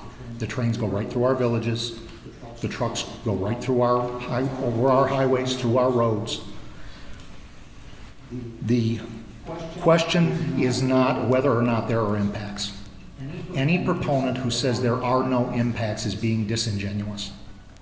I am a proponent, there are impacts. Any opponent who says there are no benefits is equally disingenuous. The question is, can society survive with what our demands are for energy without fossil fuels? I don't think any honest person can say yes. We can go back to pre-industrial revolution, mid-1800s.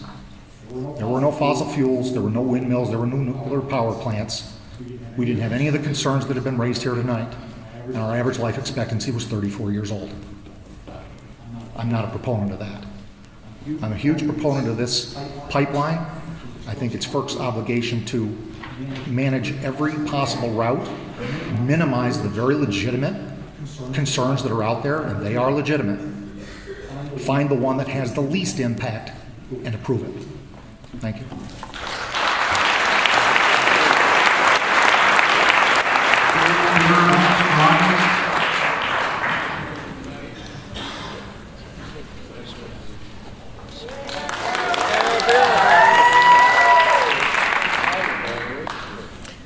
My name is Vera Scroggins, V-E-R-A, then S-C-R-O-G-G-I-N-S. I want to say that I'm from Susquehanna County, and we have pipelines there, hundreds of miles, since 2008 for the gas drilling industry. And in our pipelines, they're using a lot of people who are from out of the area. So I hear a lot of union people here talking about a lot of ifs. If they use our labor, are you guaranteed by Williams to be employed? What unions are being guaranteed by Williams to be employed? Because if you look in our county where Williams operates, they use a lot of out-of-area people. And they also use non-union besides union. So unless you're guaranteed, I wouldn't count on it. You'll see the percentage that they will use. And with that, when they use the pipelines and they go through all the wetlands, the streams, the creeks, the areas of water, just like in our county, we've had all kinds of impacts. We've had drill mud releases a number of times in all the waterways, and that impacts the area. They've been fined by the Fish and Boat Commission for the impacts. Are you willing to experience that as they go through your wetlands and your environment? This is not a risk-free operation. You're talking right now, it's a 30-inch pipeline. Some of the pipelines that we have, of course, are smaller even, and now we have the 30-inch and some are bigger. I would like to say also that with that comes the infrastructure, the additional compressor stations that may be added to this pipeline. When they did a 16-inch in my county and where I live, they told us, the company told us and reassured us that there would be no compressor stations along that line. We asked them a number of times. I was an intervener for that line, I'm an intervener for this line.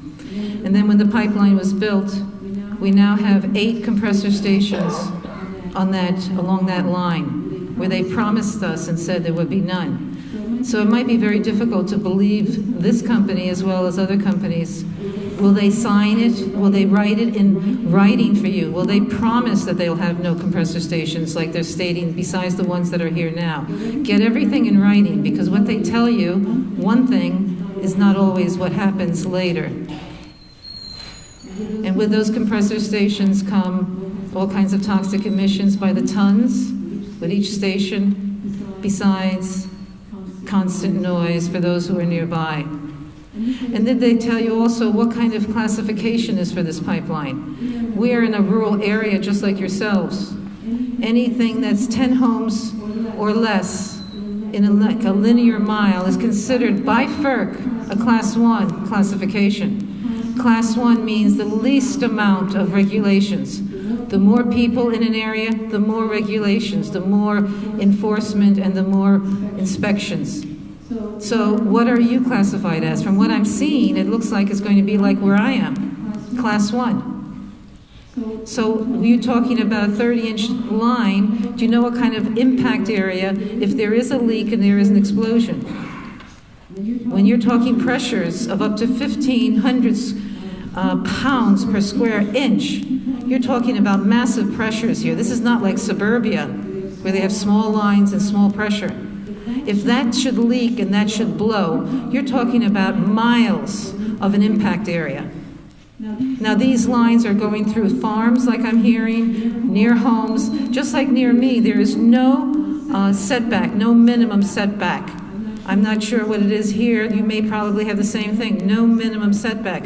We have lines within 100 feet of homes. We have compressor stations within 400 feet of homes. There's no minimum setback for that either. Please conclude your comments. So if anything happens, you're talking about miles of impacts. Are you ready to endure something like that besides the devaluing of your properties, the value of your property? Because who's going to buy something with a 30-inch line going through your area and your towns? Thank you very much.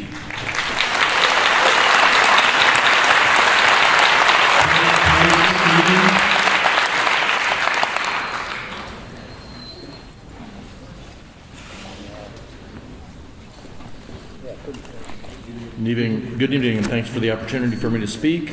My name is Craig, C-R-A-I-G, Stevens, S-T-E-V-E-N-S. I'm a 6th-generation landowner in Pennsylvania, Silver Lake Township. My mom's from Oswego. I'm a 5th-generation New Yorker. Here tonight, I think you need to rename this project the unconstitutional pipeline. Thank you very much.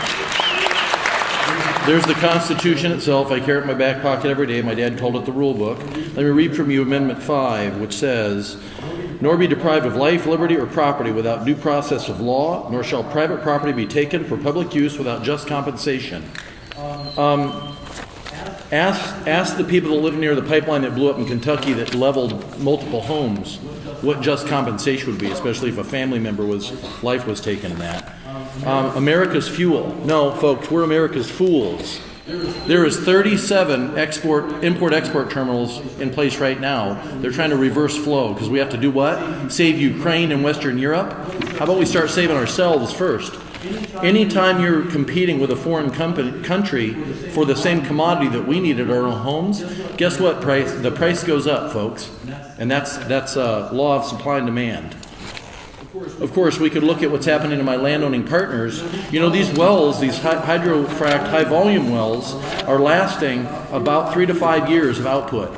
The first year alone is up to 70% reduction in its output.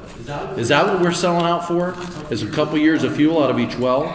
Because if you think my neighbors are getting rich in Pennsylvania, the fastest moving legislation right now in Pennsylvania is the Royalty Protection Act. Hey, these fools that are coming here telling us they're going to make us all kind of money don't even know how to pay people on a legal contract, and they're getting their rear end suit off to where we're at.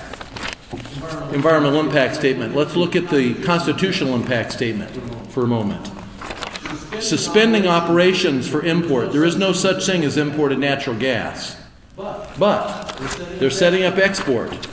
Now, I asked the Constitution Pipeline people in Williams last year when you're doing the scoping hearings directly on camera if they know where this gas is going and if they can assure me it's not going overseas. Guess what? They said, we don't know where it goes after Albany. Well, if you just go on their website, you can see under key points. One of the highlighted items is LNG exports on their own website, guys. You know, is this thing on FERC? Are you listening to me? They can't even trip over their own lies. That's what they're doing. Please. They abuse us as landowners. The pipeline that went across my property, we were assured, and I have the legal document here showing they're supposed to put in erosion and sediment control, not harm the environment. Well, guess what? They got found guilty by not one, but 2 agencies in Pennsylvania, Fish and Boat and DEP, that they violated their own agreement with me. And guess what? They fined him $20,000 after filing 5 criminal complaints. Now, that wasn't Williams, but Williams now owns that pipeline. And by the way, if you guys are from Williams, come up to my property and tell me how you're going to clean up the mess left behind by your predecessors. Hey, they spent $150 million to put that pipeline in. And you know what they sold it for to Williams? Laser did? $750 million. By the way, they only gave $350 million in cash, $450 million in stock. So the same guys that ran that pipeline across my property and destroyed my property doing it are major shareholders in the company that wants to do this. And don't even let me get started on Cabot. I got documents right here from our own state DEP saying they contaminated the water of 19 of my neighbors. That's the documents from the DEP. And hundreds more that were released last year are documents showing massive water contamination. Be careful what you ask for, New York. You might get it. Come down and see what's really going on and talk to real landowners that care about private property rights and civil rights and ask these people, who are you kidding? They've been allowed for the last 2 years, Williams, to go around to these local communities and give out grants, quote unquote. Millions of dollars of grants. Thanks very much, but keep your grants. We've had enough of your buy-off money in northeastern Pennsylvania. We're not interested anymore in falling for the banana in the tailpipe, as Eddie Murphy said in Beverly Hills Cop. We don't need your gas. You know why? If it's going to come out of my backyard, let us use it here. Why did our propane prices go up 3 times higher than last year, just in the last 90 days? They reversed the flow of that pipeline that you probably let them steal by eminent domain.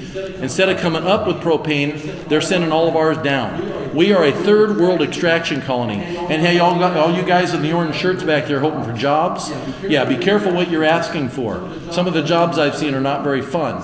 Secondly, or safe. Secondly, make them guarantee you jobs, and any job will be short term. And for the landowners, say no to this and say no fast. They'll offer a few bucks a foot, and they'll steal it lifetime. Please conclude your comments. I will, in saying that, guess what? When they're making billions of dollars sending that gas through your property that they stole by eminent domain and paid you a few bucks and cut down all the trees in the pipeline route, you're going to get pennies. Wake up and figure out a different way to do this, because I need energy, but I need clean water, and I need my civil rights a lot more than they need my land for a pipeline. Thank you.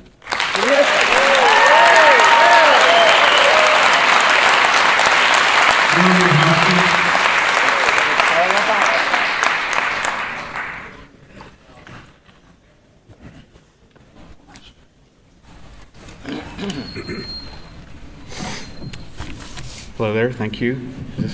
This the one? Thank you for holding these hearings. The last name is Huston.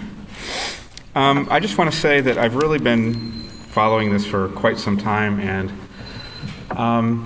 just as a point of reference, there were actually in the Spectra, I want to call it the resistance group, because it's really a massive group based in New York City that was involved in the Spectra pipeline resistance.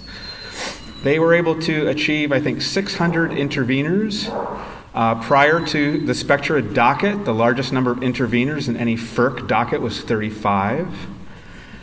They filed 5,000 comments. Many of them were substantive. And the pipeline is in the ground, and it's in service. So I question exactly, is this going to have any effect? Maybe it's just like a big show. It's to channel our energies into a theater where we don't have any agency. But regardless of that, we are still gathered here because we want to believe that this process might have an impact. So I'm just going to point out a couple of issues about the application and also the draft EIS. And I want to echo all the other people that said that this is like laughable and the clear bias is obvious for anybody that looks at the draft EIS. I'll give you an example. I made a video about this, and basically the question is, what's the start of the Constitution pipeline? And it's really curious because when you ask Williams employees, you actually get three different answers. You get half the time they'll say, yes, it is the start. The Williams Central Station is the start of the Constitution pipeline in Brooklyn Township, Pennsylvania, Susquehanna County. Let's say a third of the time they say that. Another third of the time they'll say no. Williams Central Station, that's a completely separate project. And then the other third of the time is really bizarre because they'll say yes and no. They'll say, yes, well, it is the start of the Constitution, but it's not part of the Constitution. And I just do like a face palm at that point. I'm like, what? It's the beginning, but it's not part. Okay. And I noticed that FERC has adopted this scheme because FERC calls it a related but non-jurisdictional facility. Okay. It's related but non-jurisdictional. Curiously, the draft environmental impact statement actually lists that there's 3 compressor stations that are going to be at the beginning of this pipeline. And one of them is in New Milford, PA, where we're going to be all on Thursday. And it's double. I mean, I've flown over Williams Central Station, and it's massive. And it's just, I think it's 4 engines. This one in New Milford, I haven't seen it yet, but it's 8 engines. It's big. Let's go back to Williams Central Station. Does Williams Central Station have any environmental impacts? Well, it turns out it does. It has a lot. 98,801 tons per year. 98,801 tons per year. This is a train car loaded with coal 10 miles long. That's the environmental impact of just one of the 3 compressor stations at the beginning of this activity. Does the draft environmental impact statement recognize any of the impacts of the initial compressors? Well, it does, and it says these impacts can be estimated, but curiously, it doesn't go about any calculations or any estimates of what those environmental impacts are. The other thing is that the environmental impacts of the draft EIS only take into account the environmental impacts of the pipeline itself. So what's really strange about this is it kind of like just omits or maybe forgets about what's being transported in the pipeline. Is there any environmental impact of the gas in the pipeline? 650 decatherms per day. So I did some initial calculations. I'm going to wrap up, but I just want to say this last point. I just did some calculations to figure out what is, because somebody asked me this months ago, and it really has taken me months to figure this out. So I'm going to tell you and all of you today the result of this calculation. The question is, how many gas wells in Susquehanna County is required to keep the Constitution Pipeline at 650,000 decatherms per day? Does the draft document look at that or ask that question? No. Hold on, this is really important. So, 30 seconds, Mr. Houston. Please, 30 seconds, and he's done. Tell them to give me time. You're wasting your time. 30 seconds. Listen, this is an important question that is not in the draft EIS. You should be asking this question, not me. The answer is initially 110 new wells and 80 new wells per year. I want you to ask my friends Craig and Vera. That's double Cabot's production in Pennsylvania. Cabot's activities in Susquehanna County is going to double for the Constitution Pipeline, and there's already been drastic impacts.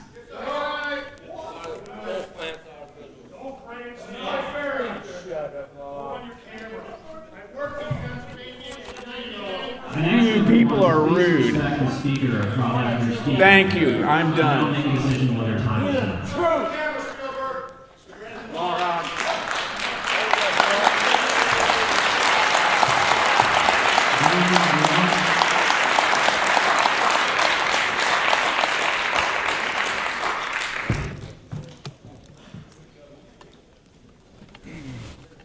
Hello, R-A-Y-L-E-W-I-S. First of all, I would like to disclose that I am also a proud union member, and I can relate very well to their concerns about jobs. Well, what's interesting is almost all of the support tonight has revolved around job creation. Now, I'll come back to that in a moment. We all know that the wording eminent domain is purely sugarcoating for stealing. All right, I'm going to repeat that. We all know that the wording for eminent domain is stealing. This is America, and not one job, not one single job should ever be created by stealing anyone's property. Thank you.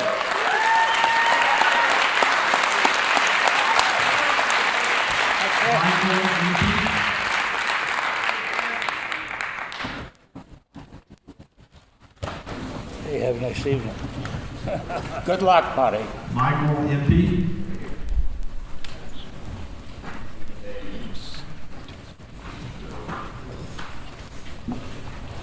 Michael Empey, common spelling Michael, M-P-E-M-P-E-Y.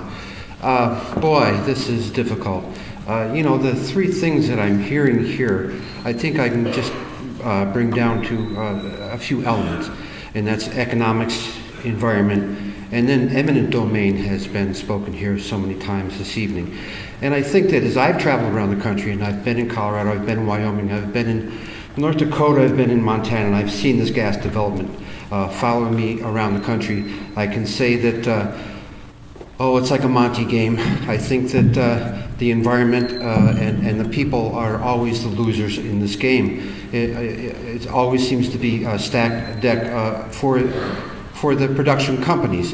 Now, I think that, talking about the Constitution Pipeline and the environmental aspects of it also has to include looking at these other elements as well, particularly the economics. Now, it's not a real energy policy behind the shale gas, and I would like to offer some quotations, not of my own, but they're from an industry expert, and if you give me just a moment, I'll just look at this. This is an Arthur Berman, and this is found on oilprice.com, and this was an interview with him. He is a geological consultant with 34 years of experience in petroleum exploration production. He is currently consulting for several EMP companies and capital groups in the energy sector. He frequently gives keynote addresses for investment conferences and is interviewed about energy topics on television, radio, and national print and web publications, including CNBC, CNN, Platts Energy Week, BNN, Bloomberg, Platts Financial Times, and the New York Times. Now, some of the quotes in this extensive interview were just mind-opening to me anyway. And I like to have an open mind, but I don't have an open mind to the point that my brain's going to fall out. So I'm looking at this, I think, fairly. So, quote, recently the CEO of a major oil company told the Houston Chronicle that the shale revolution is only the first inning of a 9-inning game. I guess he must have lost track of the score while waiting in line for hot dogs, because production growth in the United States and U.S. shale gas plays, excluding the Marcellus, is approaching zero. Growth in the Bakken and Eagle Ford has fallen from 33% in mid-2011 to 7% in late 2013. Oil companies have to make a big deal about shale plays because that is all that is left in the world. Let's face it, these are truly awful reservoir rocks, and that is why we waited until all the more attractive opportunities were exhausted before developing them. It is completely unreasonable to expect better performance from bad reservoirs than from better reservoirs. Quote, production from shale gas is not a revolution, it is a retirement party. Quote, the shale gas boom is not sustainable except at higher gas prices in the United States, which we've all suspect and believe anyway.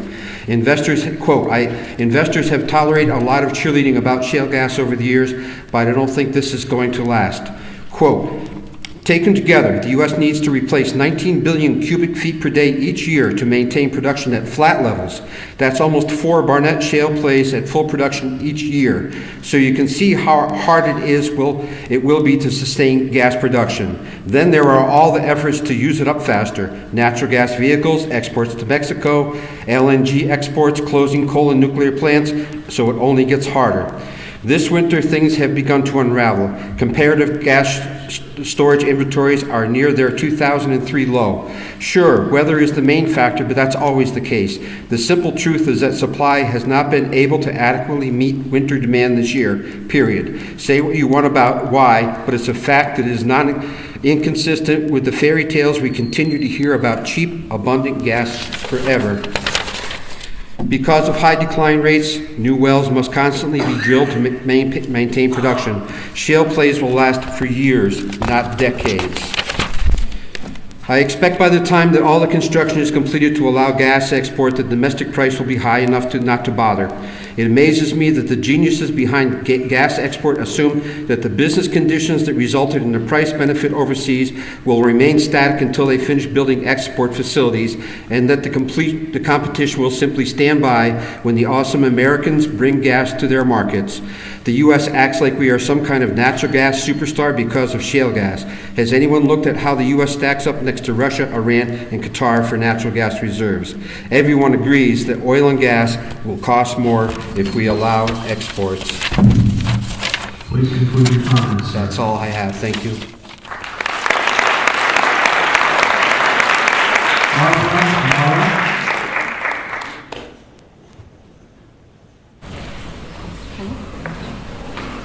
Did you say Leffler? Barbara Morrow? That's correct. What I've learned tonight is this microphone works better than that one. Okay. My name is Barbara Morrow. I'll spell it B-A-R-B-A-R-A. Morrow, M-A-U-R-O. I'm speaking this evening in my capacity as a board member of the Capital Region BOCES, which, as you already know, owns and operates the Career and Technical School located at 174 State Route 30A in Schoharie. I'm testifying to be on record in opposition to the construction of the gas pipeline on the property of the Career and Technical School.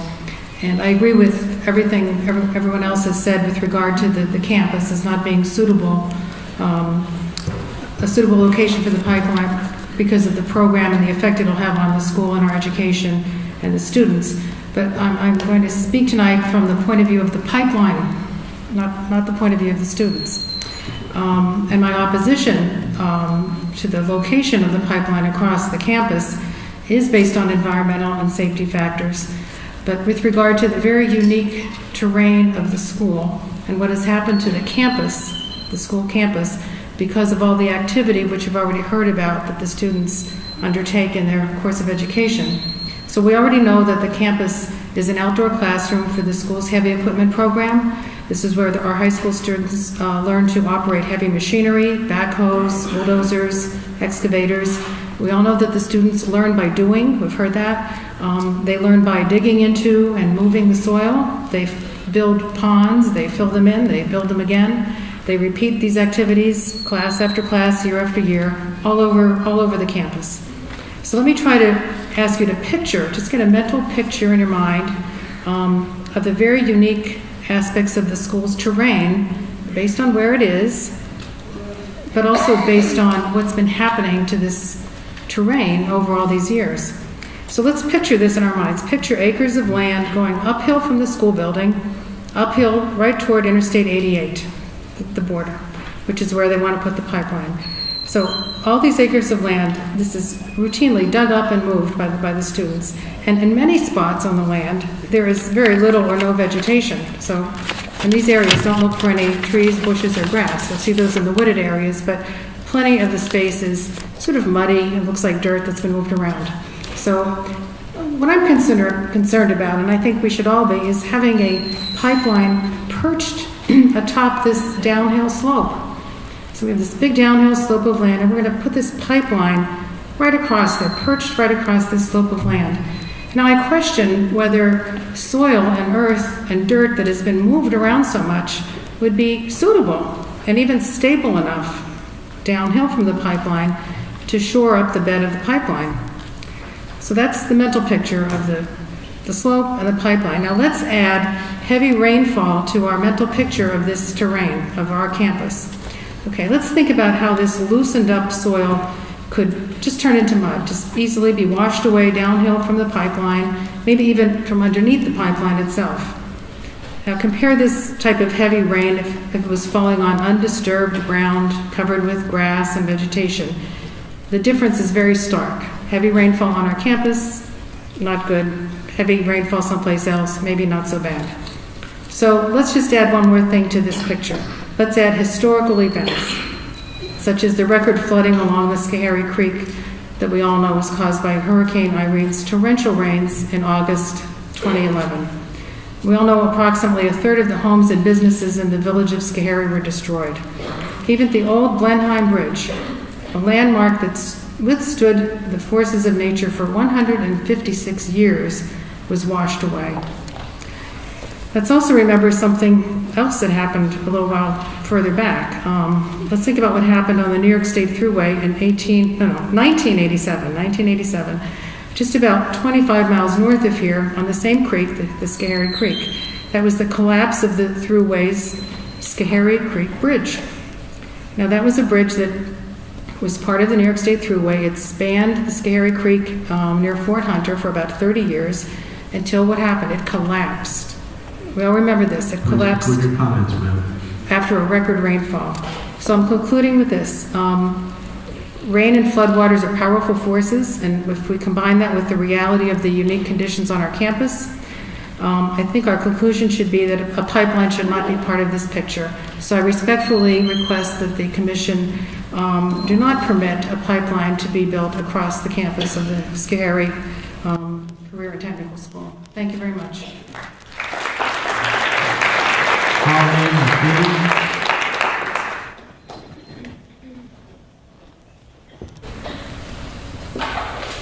Hi, thanks for hearing us today. My name is Colleen McKinney, COLLEENMCKINNEY. I didn't expect to speak tonight, so I'm reading from my phone. Many people say we need this pipeline because it will bring jobs to upstate New York. According to 4.9.1 population and employment of the dEIS, during the 8-month construction period of the Constitution Pipeline, quote, approximately 75% of the total workforce would be non-local. It also says that most of those jobs would be the higher skilled, higher paying jobs. That's in the dEIS. Again, quoting the dEIS, assuming the construction workforce comprises a maximum of 1,300 individuals, this project would generate at most 325 temporary local jobs during the 8-month construction period. I did the math here because it wasn't included. 325 jobs. Quoting further, an estimated 7 new full-time local employees would be directly hired to operate the facilities on a permanent basis. And I'll repeat that. According to the dEIS, Constitution Pipeline would create 7 full-time local jobs. 7. Yeah. The reality is that this pipeline will cause a net loss of jobs once it's in the ground. In the short term, it would be good for 325 people here, and those other 925 people from out of state would be a boon to bars, motels, fast food chains, walk-in emergency clinics, and I'm sad to say prostitution. It is well documented that these are the businesses that profit from the workers of pipelines and fracking infrastructure build-out. In less than a year, however, these temporary out-of-state employees will be gone. Those 325 temporary local jobs will be gone, and 7 lucky people might have permanent jobs. The Catskills and Southern Tier are tourist destinations and farming communities. A high-pressure gas pipeline and the fracking that would inevitably follow would condemn this region to an economic fate far worse than it has ever seen. Here is only a partial list of current revenue-building industries that would be threatened by this pipeline and fracking: trout fishing, hunting, bed and breakfasts, campgrounds, canoe rentals, restaurants, dairies, beef cattle operations, vegetable farms, apple orchards and berry growers, breweries, cider makers and distilleries, cheese makers, yogurt factories, garden centers and landscape businesses, equestrian centers and stables, retreat centers, caterers, farmers markets, colleges and universities, technical schools. These relatively small businesses may seem inconsequential when compared to a large out-of-state company such as Constitution Pipeline. Collectively, however, these businesses, many of them independent, are the foundation of our region's economy and are responsible for a significant amount of its revenue. These small businesses represent the work of many local people, positively affecting our economy, our environment, and the general public's impression of the Catskills and Southern Tier. They care about what happens, these businesses do, to our air, water, and landscape. We who live far out in the country, like me, will never be able to hook into natural gas. We're too remote to make it financially feasible to run lines to us. People who live in villages along the pipeline may be able to access gas, but only after they pay a hefty fee to run a line from their house to the municipal line, a fee that often runs in the thousands. Should a homeowner decide to take the gamble and pay to tap in, who is to say that gas prices will stay low? In fact, Constitution Pipeline Company has reported to its investors that it will be exporting its fracked gas to Canada and other places out of this country. There, it will command a high price, and here we will have less and less gas. It will become more expensive. Homeowners will be stuck with a new form of heating, fuel that ends up being more costly than what they formerly had. Our region will be home to a high-pressure, highly potentially explosive gas pipeline, which is not great for attracting tourists or students. And Constitution and its shareholders will see great profits. Does this seem like a fair trade-off? Thank you.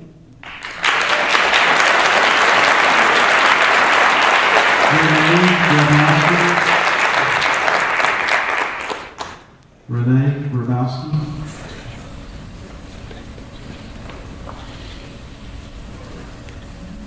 Denise Capiz.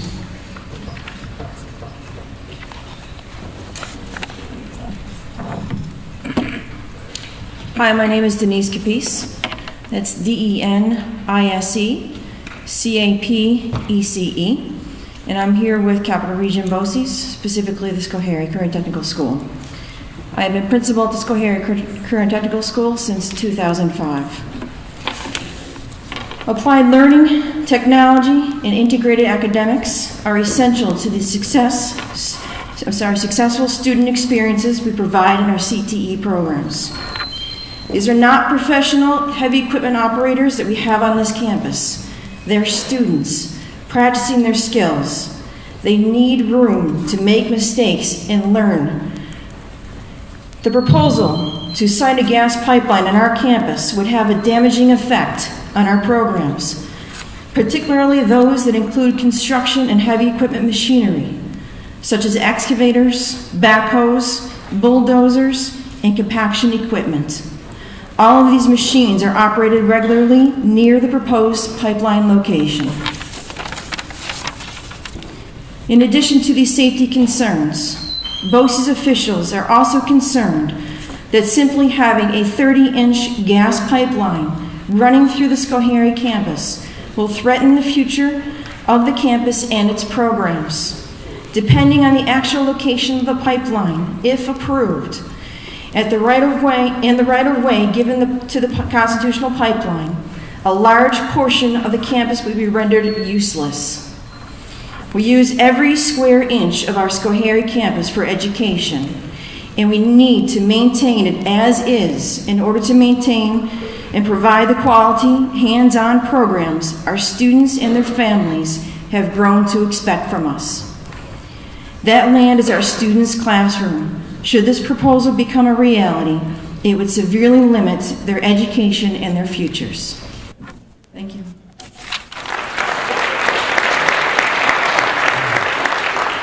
Epifanio Bevilacqua.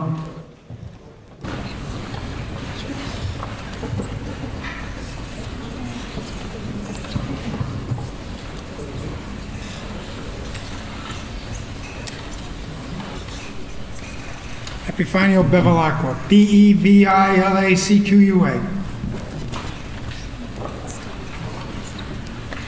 We need to condemn the pipeline. The dEIS is incomplete. They didn't put in the compressor stations. They're only telling you pieces of the puzzle. This should be condemned. It should be stopped. Plus, they're under investigation. They think they come here, they're going to own upstate New York, Constitution Pipeline. Also, the Jerry Miglio is on this, and hopefully the district attorney will be on this. So everybody's going to get investigated, to be subpoenaed. I dealt with the FBI, so I'm not afraid. So keep playing games, Constitution. Back up.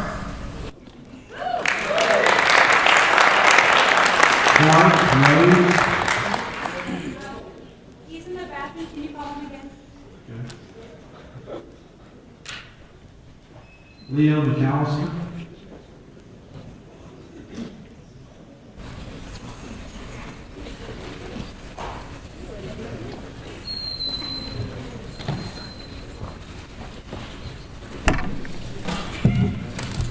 Leo McAllister, McAllister. Thank you for letting me speak today. My wife and I moved here about 42 years ago. We moved here because of the terrain, the hills, the valleys. It was a beautiful area. We raised 5 children here. We have 2 of them have come back to this community, and we have 3 grandchildren here. So the last thing I want to see is a problem with our environment in this community. About that same time that we came here, there was another transportation line that was proposed for this area. And for most of you know, that was I-88. And I certainly had my doubts whether I would want a 4-lane highway coming through Schoharie County. And I'm sure there were at the time meetings like this for people to express their views on it. I'm sure a lot of people were for it, and a lot of people were against it, just like the pipeline. And I certainly didn't even really know. I didn't want our environment messed up, because that was the place I wanted to be here for the rest of my life. It's interesting because there is noise here with the interstate, and it has taken up area that was a beautiful valley. And unlike the pipeline, which will take up very minimal property in this county, it has created a little bit of a problem for us. But I'll bet you most of the people in this room would not want to have 88 go away and go back to Route 7 and Route 20. It took me 2.5 hours to get to Binghamton when I had to go there prior to 88 coming through. Now, I understand that with the Stantons and with this BOCES, there obviously should be some things worked out through FERC to help them out. But in fact, many of the people who talked tonight talked about pipeline safety. And it's interesting because if you look at and we talked about different accidents that happened throughout the country. There's a 4 times greater chance of you or I getting struck by lightning than a pipeline accident. Most of us who came here tonight came either by car or bus or by truck, and there's a 3,000 times greater chance for us being killed in one of those than a pipeline accident, and that's a fact. We've had a pipeline in the northern part of Schoharie County for over 50 years. We've never had a problem. In fact, most of us wouldn't even know where it's going to go, or where it does go, because vegetation grows up afterwards. The same thing will be true of this pipeline. The other thing that was mentioned by some people that, someone's going to get paid some money to do this. This county is going to get paid over $4 million a year from the real estate taxes on this pipeline. This school district, Coble School Richmondville, will get over $1 million. To put that in perspective, we'd have to build 300 to 400 homes in this town and village to usurp that much real tax levy. Think about how many the gas, the water, the sewer, the infrastructure, all the costs for 300 or 400 homes. And it just wouldn't happen, obviously. So it isn't minimal, the impact of this pipeline here in this area. I hope that FERC takes everything into consideration. I certainly am glad for the opportunity to speak, and I'm glad you came out here. Thank you very much.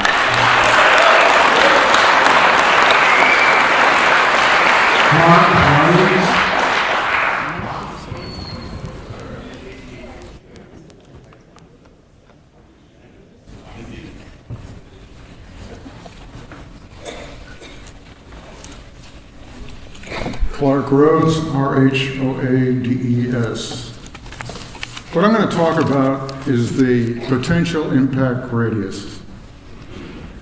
The question that I have is, and I know the answer, which is that you don't have to inform the people running on either side of the pipeline whether they're involved in the potential impact radius.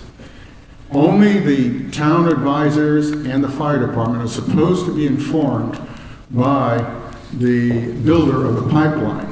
Now, I can see now that the people who are talking about the BOCES school have not been informed about it. They have no idea about it.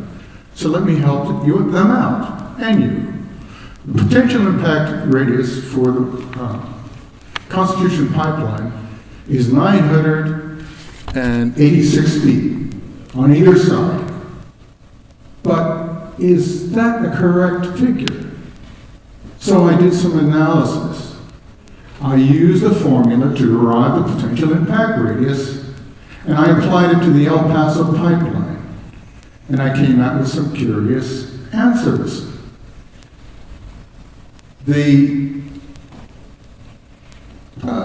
potential impact radius of the El Paso pipeline would be 537 feet.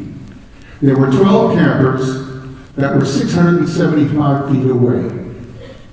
They were all killed, even though there was a river 100 feet away from them. There were vegetation by the river that was 2,025 feet away on the other side of the river that was impacted by infrared radiation, which dried out green leaves, barks, and caused the trees to cause on fire. So I call this zone the minimum kill zone of the El Paso pipeline. since the Constitution Pipeline would operate at 219% higher than the El Paso pipeline, I come up with a figure of a minimum kill zone of 4,435 feet. 4,435 feet radius. Now, this is not a political document. This is not a PR document as the formula for the potential impact radius was given to you by, in 2000. It was 2000. So from that, we also have a crater that was left by the El Paso pipeline. The crater that would be left by an explosion by the Constitution pipeline would be 110 feet wide by 248 feet long. Let me say that again. It would be 112 feet wide, 248 feet long.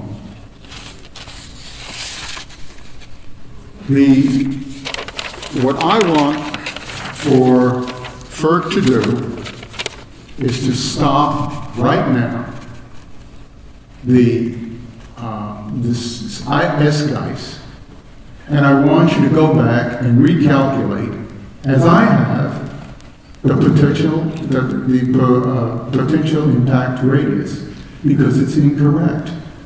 It's based on PR. It was given to you by a PR firm. That was one of the contributors of it. They wrote it. It was in their September-October brochure or writings. So let's see. I've said mostly everything I want. Let's see. How much more time do I have? Please conclude your comments, sir. Okay. Let me go to the back, and let's hear from Rex Tillerson, Chairman of the CEO of Mobil Exxon Corporation.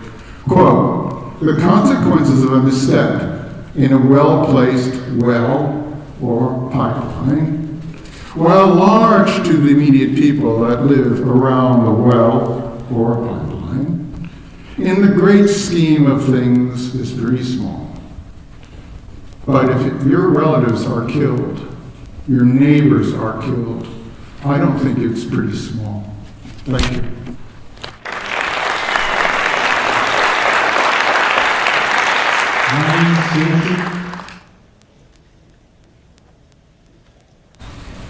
Mike Stinson. Allegra Schechter.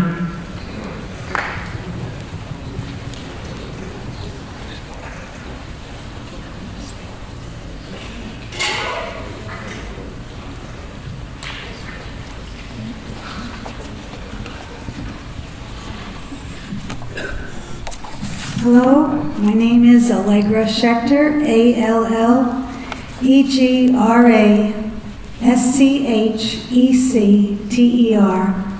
I'm speaking as an individual and an intervener. I have several major concerns with the placement of the contractor yards in the town of Maryland, village of Schenevus in Otsego County. This contractor yard was situated 3/10 of a mile from Schenevus Central School, which is a kindergarten K-12 building. I believe the siting of this yard was done with no acknowledgement, let alone careful consideration or study, of its close proximity to the school. A construction yard is a source of constant truck traffic. The noise from such a busy place is not conducive to a school's quiet study and learning environment. The daily transportation to the work sites of both heavy equipment and trucks carrying 40-foot sections of pipe would create the inevitable traffic congestion. This could not only interfere with the primary school bus routes, but the airborne dirt, stone, and dust and diesel fumes could affect the children's breathing as well. Many children have asthma, and they would be very sensitive to diesel fumes. This could result in a loss of school attendance for these children because of illness from respiratory problems. FERC has stated in its recently released dEIS, Environment Section 4.1.3.7, shallow bedrock, to excavate the trench line in the areas identified with shallow bedrock, blasting may be necessary in order to install the pipeline to the proper depth. If shallow bedrock is encountered, other methods of bedrock removal, such as ripping, chipping, grinding, would be attempted first before blasting would be used. And then it goes on to say the New York portion would traverse 37.4 miles of shallow bedrock. A contractor yard is the likely place to store dangerous materials, including chemicals, diesel fuel, and the explosives that are needed to blast through the shallow bedrock in this part of the pipeline. Our area is all shallow bedrock. I do not think these are things we would want near our school or our bus route. In addition, the Richmondville contractor yard is situated 4/10 of a mile from the building that you're in right now. The track team regularly runs along Route 7. The traffic congestion would again interfere with the school bus routes and the constant noise of a contractor yard, which is a stable site. It's not something that's going away. It will be here for many years. I do not think that we want chemicals, explosives, and this kind of thing near a school. Getting back to the Skeneva schoolyard, it's a two-parcel adjoining site, and it covers over 12 acres. A water well was drilled on that property last year. Cabot Williams could very well decide to place a man camp there. This temporary housing is built for transient workers, and unlike, I'm sorry to tell the people that are here in the orange shirts, but they bring in mostly their own men to work on the pipeline, and they're not hiring local workers. These transient camps have been found to be a place that invites in drugs, alcohol, prostitution, and other criminal activities. In Bradford County, Pennsylvania, where they have had these man camps for years, drunken driving arrests were up 60%, and criminal sentencing was up 35% in 2010, according to the Pittsburgh Post-Gazette, Zach Needles, August 15, 2011. I do not think this is something we want going on near our school either. Please conclude your comments, ma'am. In a letter written by the senior project manager of the in a letter written to the senior project manager of the Constitution Pipeline by Scott Fickbaum, the district manager of Otsego County Soil and Water Conservation District, there is a federally designated wetland in the middle of this property and several within 1/4 mile. In addition, the Skenevas Creek is located within 1/4 mile of this contractor yard site. This is a DEC protected trout stream classification. A few days ago, Governor Cuomo sent out a letter announcing that New York offers some of the best fishing in the country, with trout and salmon fishing season starting April 1st, just around the corner. We've made it easier than ever this year for New Yorkers to be ready to enjoy great outdoor fishing on opening day. Does New York want to lure in tourists or the gas industry? You can submit the remainder of your comments. It seems we need to get our priorities in order. Thank you.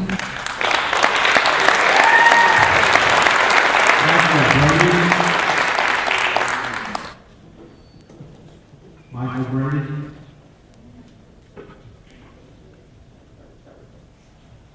Harold White.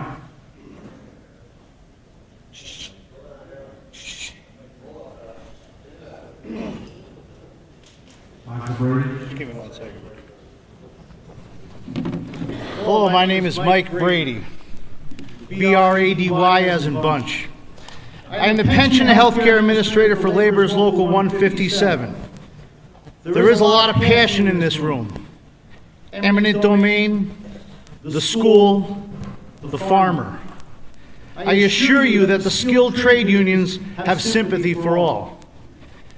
I will apologize, as many of my fellow brothers and sisters have already left this meeting. Most of them have to rise early and drive between 75 and 100 miles a day round trip to find work to feed their families.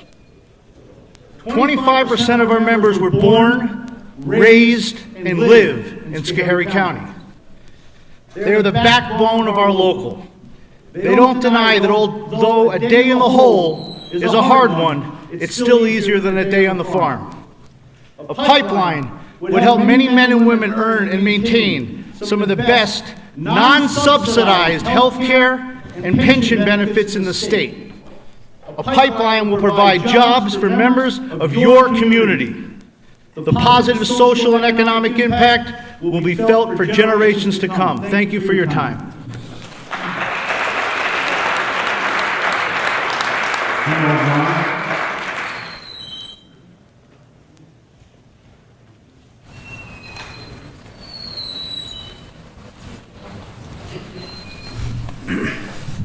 My name is Harold Wright, H-A-R-O-L-D-W-R-I-G-H-T. I'm here representing myself, my family, my friends, and my neighbors. My house is within 200 feet of this pipeline. I have a problem with this pipeline. I have a problem with your EIS. I am a union member, local, IFBTE 147. I understand the union's position. But my problems are exactly this. My family, my friends, and my neighbors have been threatened by the land agents. Specifically, John Britz said to my face on the phone, unless you sign, we will go through eminent domain and you will lose your land. It was a direct threat to me.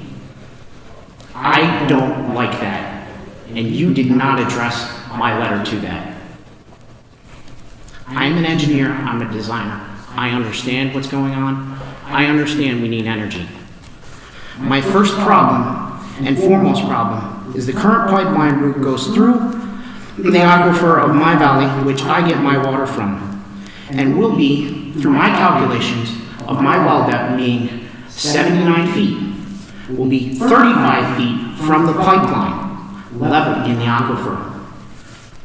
That's 79 feet minus 20 feet to the road level, the low level of the bowl in front of my house, minus 4 feet from the bed of the road, minus 10 feet to where DEC calls the pipeline should be below the watershed or the wetlands that's huge in my valley that I will get to in a minute.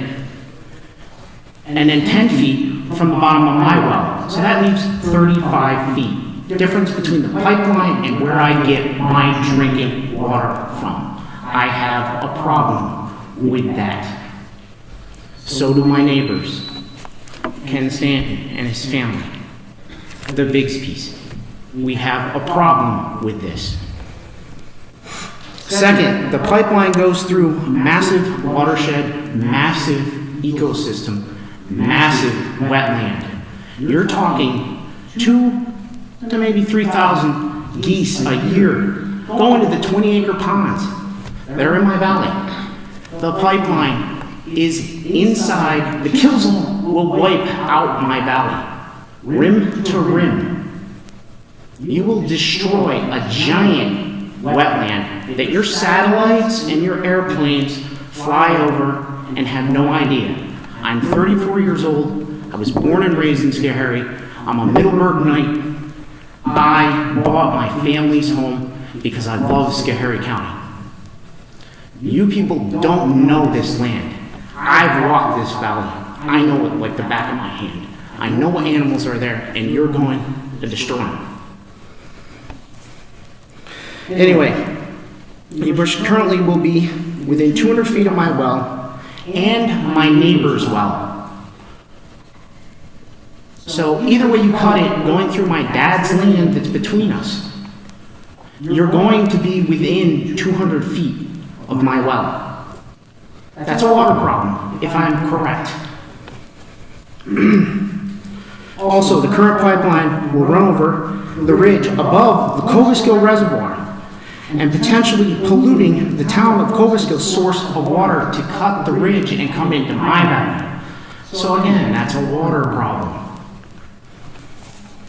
Final comment, bringing the pipeline out of the mountains and hills and people's backyards and waters, put it back where it belongs, where they requested it, back down the 88 corridor.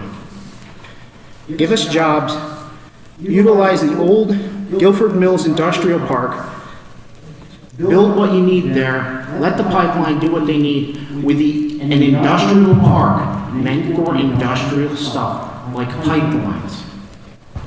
It's 6 miles from there to where it connects in the right station. You don't have to worry about going through the kids' backyard where they're going to learn education. Help the community with the jobs, reutilize the industrial park, lay the pipeline through the 88 corridor. That's what I'm asking. Please do your due diligence as we need you to. Protect our water as it is one of 3 things you need for life or to grow food. One of the 3 things. So 2 of the 3 things you need to live. Thank you for your time.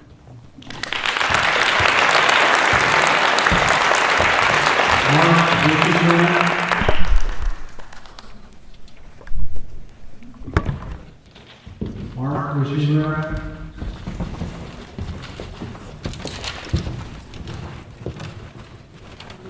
Hello. Thank you for having these hearings. In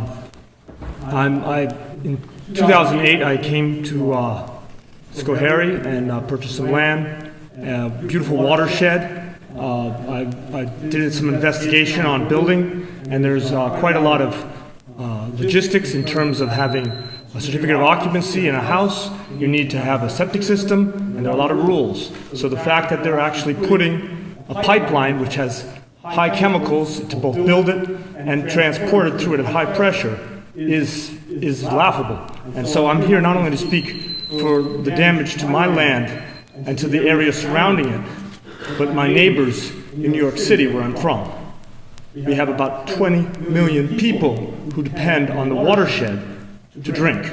And when we start to put high-pressure gas, which has chemicals, this land shifts.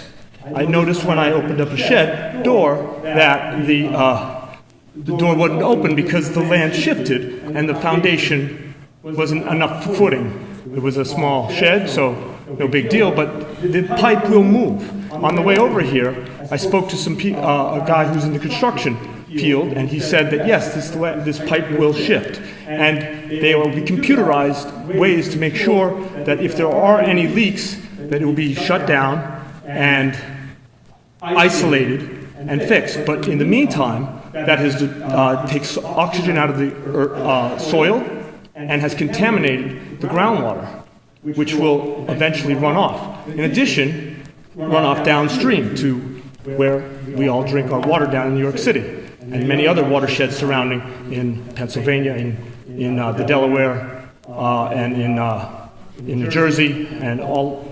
I mean, this is pristine land, beautiful land. And I've heard from a lot of people who say, okay, well, it's going to affect the farm, it's going to affect my school, it's going to affect these children, but it's going to affect the metropolitan New York area.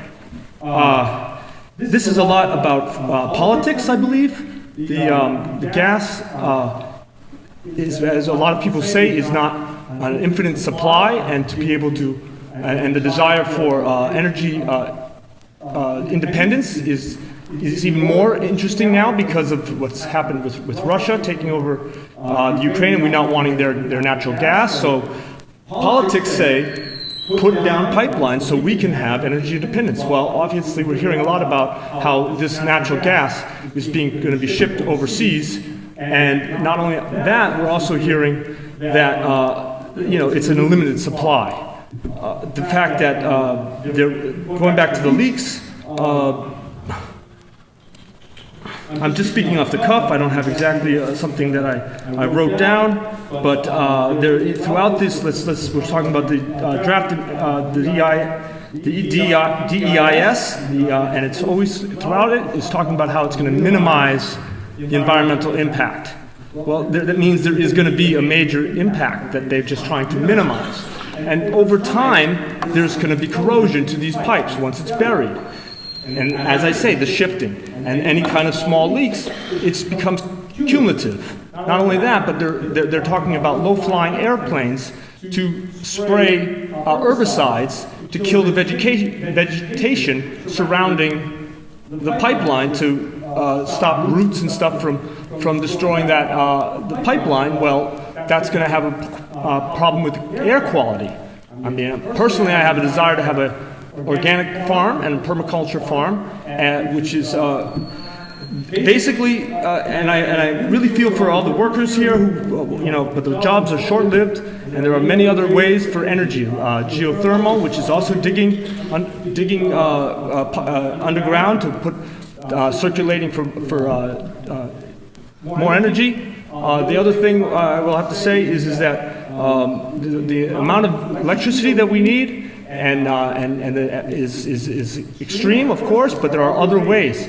If we had high voltage and low amperage, as Tesla had once discussed, we could actually have huge energy from just the air, just from tachyon energy and things of that nature that should be researched. All the science says that there is no that we have to get off fossil fuels, because what's happening is with this I'll say one final thing, that this 1 pound methane is equal to 80 pounds of CO2, which goes into our air and contributes to global warming.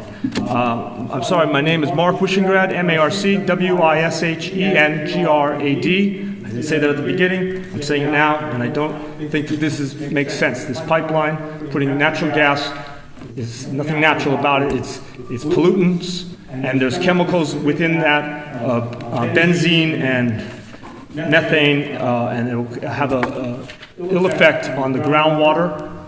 And when you lose your water supply, we can't drink.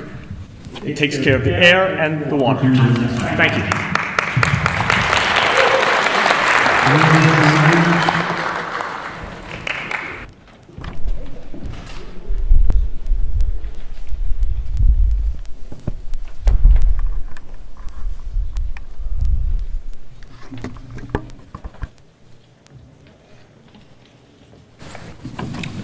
Hello, my name is Glenn Sanders, G-L-E-N-N-S-A-N-D-E-R-S. I have a comment about the extent to which the dEIS does not meet its legal obligations and should be withdrawn because of massive numbers of sections that simply don't follow court rulings as to what it should contain. And the courts have a long history of interpreting NEPA 1969 as requiring that the EIS process must involve a hard look at impacts and alternatives, must follow rules of reasoned decision-making, must provide sufficient detail for the public to understand the how and why of decisions and conclusions, and must avoid mere assertions and undocumented conclusory statements. This dEIS fails all of these requirements. In many sections, I counted 24 and then stopped. I illustrate the depth of the failings of these requirements by reference to the section on the photovoltaic or solar alternative, section 3, page 11. Solar power generation was eliminated from further consideration because it was claimed to have higher costs, greater environmental impacts, potential reliability issues, inadequate insulation, and lower efficiencies. These are all mere assertions in that they were not documented, and the only one that had one citation was the claim of higher costs. The citation was a thoroughly obsolete 2009 report, since which costs have come down by well over 50%. And the fact that the dEIS chose to use that report to document the claim of higher costs reinforces the impression of a profound lack of accurately informed, detailed investigation. All of the claims used to dismiss further consideration were debunked by decisions in Minnesota and Austin, Texas this year. These communities and municipalities and governments actually took the hard looks at the costs and benefits of meeting new demand with solar versus gas, and concluded that solar offered to ratepayers a better deal. Instead of taking this hard look, the dEIS arbitrarily and capriciously sets up a straw man of a single, remotely sited giant industrial solar generation plant. In contrast, the administrative law judge in Minnesota reviewed a proposal for a large number of widely distributed small-scale solar panel arrays sited next to existing electric substations. And they concluded that this design avoided every one of the negatives that was listed by the dEIS and attributed to this straw man of the giant single solar generation plant. A serious, detailed, reasoned decision on solar must be based on actual proposals from experts in the field, and there is no reason to restrict the process to consideration of PV solutions alone without adding in, at the least, contributions from solar thermal technologies. It should also be expanded to consider the full range of environmental and human health impacts, including avoided costs. And again, the Minnesota and Austin, Texas models of consideration of these issues should be the model for the dEIS. This is but one of dozens of instances of grossly inadequate process in the dEIS. The second example is included in the attached pages that I'll turn in outside in the hallway, which, unlike the dEIS, provide ample documentation and detail so that the public can understand the reasoning which leads to the conclusory statements in the document. Right now, they invite distrust and disrespect, and the document is shameful, inadequate for that reason, and should be withdrawn and reworked to fully comply with court requirements of reasoned decision-making, full, substantial, and adequate detail to understand the decisions. Thank you very much.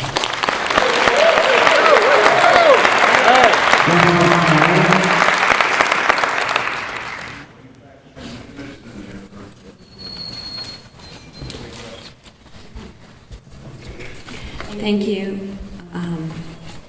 DEBORAHKROL. I am a landowner and full-time resident of Schoharie County. This is tyranny, not democracy. If the FERC approves this pipeline, you are enabling a large corporation to seize and take our property, not for the benefit of Americans, but for the benefit of this corporation's bottom line. The fossil fuel industry has turned into a monstrous tyrant. You may not have noticed that over 210 municipalities in this state has adopted legislation which opposes fracking. New Yorkers are standing up to defend and protect our families and this beautiful, clean environment. I thank Governors Patterson and Cuomo for stalling, because reports of disasters surrounding this industry far outweigh the jobs that it promises. The latest being the birth defects in the children of mothers living near a frack well site.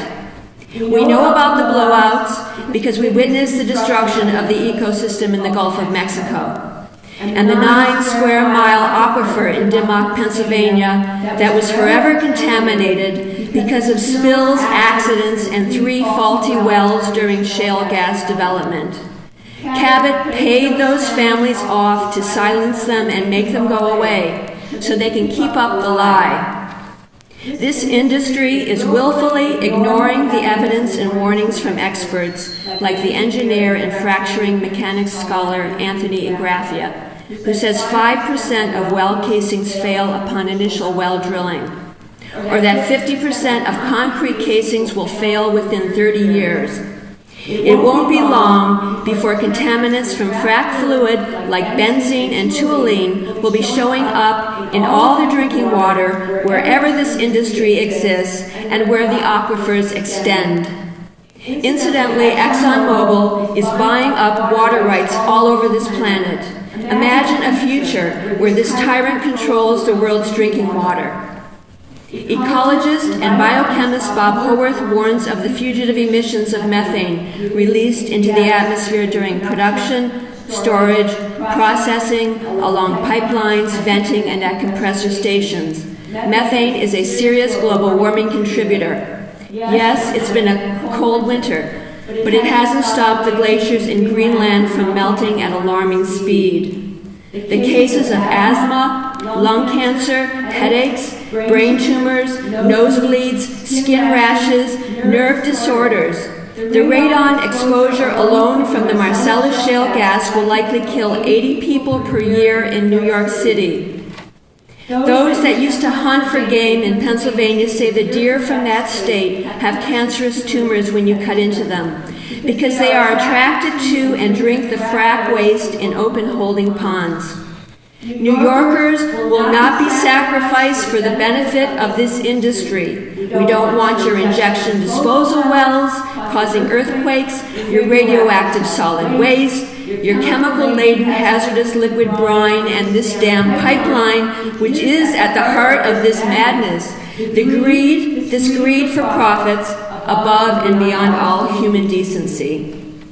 These people should be behind bars, not allowed to plunder and destroy our resources, deplete and contaminate our fresh water in the name of business. Cabot, Williams, Piedmont, ExxonMobil, Shell, Chevron, government officials on the take, and everyone duped by the promises of this industry, open your eyes, we don't want your business, go away.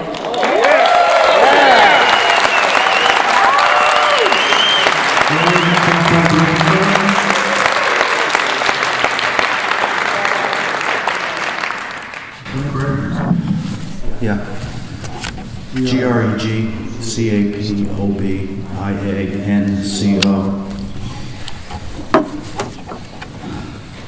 I think I'm going to just start by thanking you for acknowledging that you folks up there at the table are responsible for the production or the completion of the dEIS and making the distinction between the commission that makes the decisions. And I just have to say that you have really failed miserably. If you were working for a private company and you had an edict and a job to do to follow the NEPA rules, to follow the regulations that were so eloquently articulated earlier, you would be fired. This is an outrage. 36 miles of forest, 270 plus bodies of water, 35 miles of steep and side slope terrain, 45 miles of shallow bedrock, 10.7 miles of wetlands, countless people's properties and livelihoods ruined. Is this a good idea? I mean, the premise is absurd and all based on garbage. Because at the end of your conclusionary statements about co-location is such a crock. We have been telling you, this community has worked hard to give you a lot of very high quality input on this. It has been ignored. It has been kicked around. I read EISs for a living, okay? I have never read such a piece of garbage. Really. Let me tell you something. I've read better EISs for subdivisions and small apartment buildings. This is a freaking pipeline, 90 plus miles. What are you doing? Where do you get off on this? I know you got cozy jobs. I know this is the check off on Cobleskill when you're out of here. This is so wrong. It is an absolute outrage. I'm going to go through a couple of points in your EIS to just highlight the absurdity with which you dismiss things in these absolutely, like this gentleman said, these conclusory statements with nothing. No fact, no basis, just because we don't feel like it. Because we don't want to. That's That's how it reads. It's nuts. So, the first one. Conclusions in the EIS are based on our analysis of the environmental impact and following assumptions. And the assumptions are bulletized, and they basically go on to say the applicants will comply with all applicable laws and regulations, the applicants would implement the mitigation measures included in their applications, and supplemental submittals to the FERC, blah, blah, blah. This is Cabot-Williams, okay? We heard some really interesting discussion about Google Math. I'll give you something to Google. Google Cabot-Williams plus the word environment or the words environmental violations. You'll get pages. These people do not perform. They lie. They cheat. They pay the fines. They don't care. And you're just sitting here saying, yeah, well, it's all good as long as they say, as long as they're going to do what they say. I guess we're okay with that. I mean, come on. This is, who do you think we are? I said this in the last set of hearings. We're not a bunch of stupid people in caves. We live in the country. We're smart. We care about our land, water. We're human beings. What are you doing to us? This does not make sense, okay? This is wrong. And I know. I read people and I get people. You guys know this. Don't kid yourselves. You know what's going on. You know the little game that's being played here. Let me give you another example. In your conclusions, I'm not even going to go into the insurance stuff where you just say, yeah, well, we talked to a bunch of insurance brokers and it's inconclusive, so we're gonna monitor that. We're gonna monitor that insurance thing. And then the mortgage issue is, well, we talked to some brokers and we just it was just unclear to us whether or not loans could be made or not. But that's we should all be good with that. That's a really top quality analysis, guys. Let me just go to my last piece, which to me, you have one paragraph on your evaluation of co-location. People have been bringing this to your attention, and I will do it one more time. There are existing pipeline rights of way that can get the damn gas to the markets in New York and Boston. You don't need to plow over our properties and our lives to do it. This and why? Because Constitution doesn't want to what? Suck it up and pay some extra money to their competitors because it's too much, I don't know, their machismo gets knocked down because they got to suck it up and pay off their competitors to use to co-locate. This is so wrong, guys. You have really not done your job. You have really failed this community. You have failed literally hundreds and hundreds of homeowners. I mean, this is a drop in the bucket. Some of the beef farmers, the folks that are talking to you about what's going on in their property, you think they're the only ones? There's hundreds and hundreds. It's outrageous. I'm done. Thank you so much.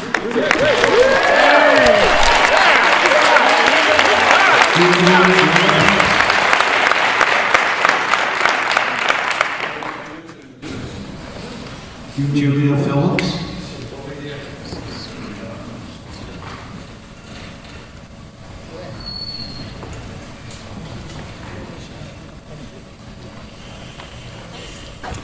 All right, my first name is Julia, Julia, Phillips, Phillips. I did write a little comment over the last few weeks, but I think I might just set that aside. And one point, which after sitting and hearing everyone else talk, I'm kind of left with another new question is, why is the relationship, or why is the history of the pipeline not taken into serious consideration? Like any other relationship with, like when we vote for a politician or, buy a new car or whatever, we make these decisions based on the history that person or that product has offered us. And the history that these pipelines have offered the residents that they've already affected has been so weak and so broken and sad that I don't know why we can't consider that as a serious aspect in making the decision about allowing this pipeline to come through. They're a superpower, and like everyone said, they don't care about our rights, and they've showed us that over and over again, and why can't we look at that as important documentation and facts along with all the other things that everyone else said? My point initially was going to be, as a homeowner that recently moved back to the area, looking to start a family. You're going to wedge me in between two huge superpowers, you know, between a mortgage company, potentially, you know, wanting to sell, or the change in my homeowner's insurance, or any of those things, and then between a pipeline and all of their wonderful legal loopholes and with no way out. And again, they've shown us that they will not protect us. So please reconsider your impact statement and say no to the pipeline.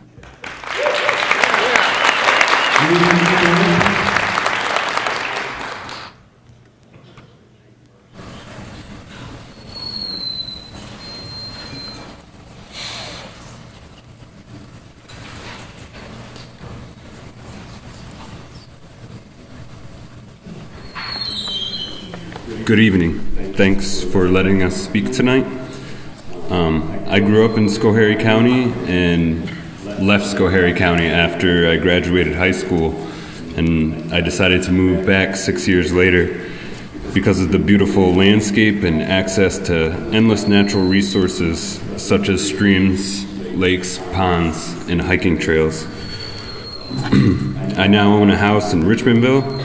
The risks associated with the pipeline are reason enough for me to wish I could have seen into the future when I bought this house. Unfortunately, along with the pipeline come other unwanted risks.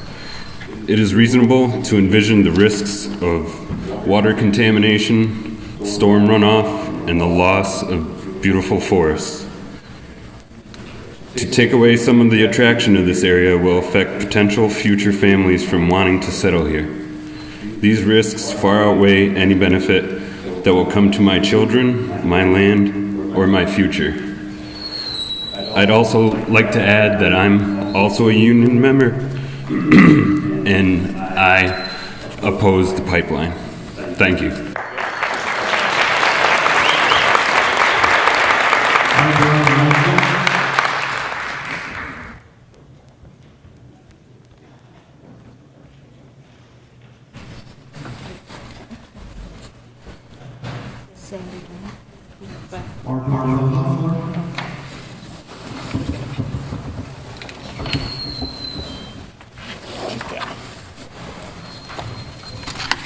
Hi, we meet again. I just would like to make one comment. First of all, that whole document that they sent out and you sent out is so uneasy for most people to find any information on maps. All the maps, you need to take pages and things from other documents and do your own overlay to find out where the route is going in relationship to a road, where is there going to be a stream crossing in relationship to where your house is. There should be a simple way that you could plug into your address and see everything on their maps, but you don't see that.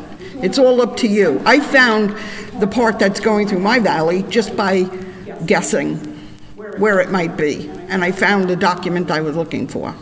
The other thing I have to say is I'm a member of Trout Unlimited. I'm a member of the Audubon Society. I care very much for the environment. I'm very concerned about all this equipment coming with their tires from someplace else and their boots, their work boots. Do they wash their work boots off after they came from someplace else? We have a huge problem with invasive species in the state of New York. And my final comment is, I consider the worst invasive species to be the gas industry. They are going to destroy us, and we will not allow it.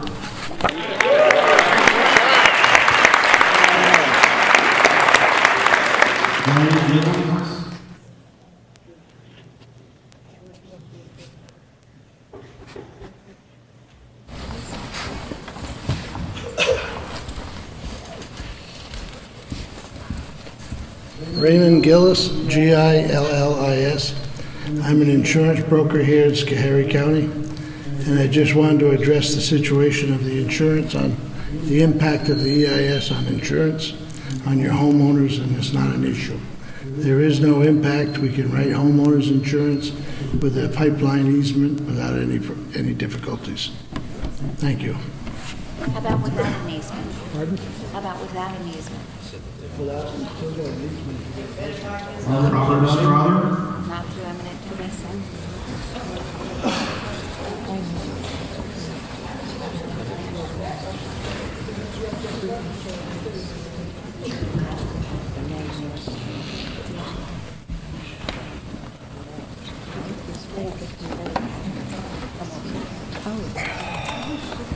Good evening. ROBERTSTROTHER. You guys tired yet? No smiles. This is like an open mic. The lady on the list, the emptier the room is. I moved here 26 years ago. I bought a shack up on the hill, beautiful place. Been working on it since then. It's almost done. The current pipeline survey line where the pipeline is going to be located is 75 feet from my house. It's not on my property. It's on my neighbor's property. Who asked them to push it all the way up to the property line? They'll be clear cutting to my property line. I sleep 75 feet from a 30-inch industrial gas pipeline. Well, I won't be. I'm going to leave my house, which I won't be able to sell for the money I put into it. My life's work, gone away. The pipeline also crosses a protected trout stream and continues 70 feet from my well, across wetlands, through pristine state land, all in violation of the recommendations of the Army Corps of Engineers. So the pipeline needs to go somewhere else, not in my backyard. I'm an NIMBY, thank you. It needs to go down by in other rights of way, if it's going to be here. And these companies need to care about people a little bit. They don't care about people. They wouldn't put this thing 75 feet from my house if they cared about people. They wouldn't put it through a schoolyard if they cared about people. They wouldn't put it through a nice farm if they cared about people. They care about their money, running it on a straight line, and doing it as economically as possible. Please don't let them do that. It's not right. They can pay to reroute it. They can do loop-de-loops through the county to keep everyone safe. They can afford to do that. They should do that.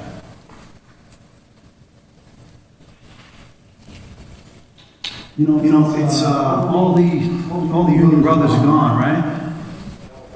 You got a few here? Earlier, Darren Hagedorn spoke, one of the union brothers, good friend of mine. And I thought, what a great community we have here, because Darren didn't tell you this, but approximately 4 or 5 weeks ago, his house burned to the ground. There have been numerous benefits put together by the people of this county for the Hagedorn family. I was at one Saturday night. Hundreds of people, 5 or 6 bands, all playing for free, raised them thousands of dollars. I was in awe. I said, this place is just great. I've been here forever. The people here are great. I have friends here in the audience. This company's going to screw those guys too. And I'm starting to feel like Darren must have felt as he stood in his driveway and watched his house burn to the ground. I'd helped him work on that house. He hasn't been working on his house quite as long as I have. But huge loss for these people.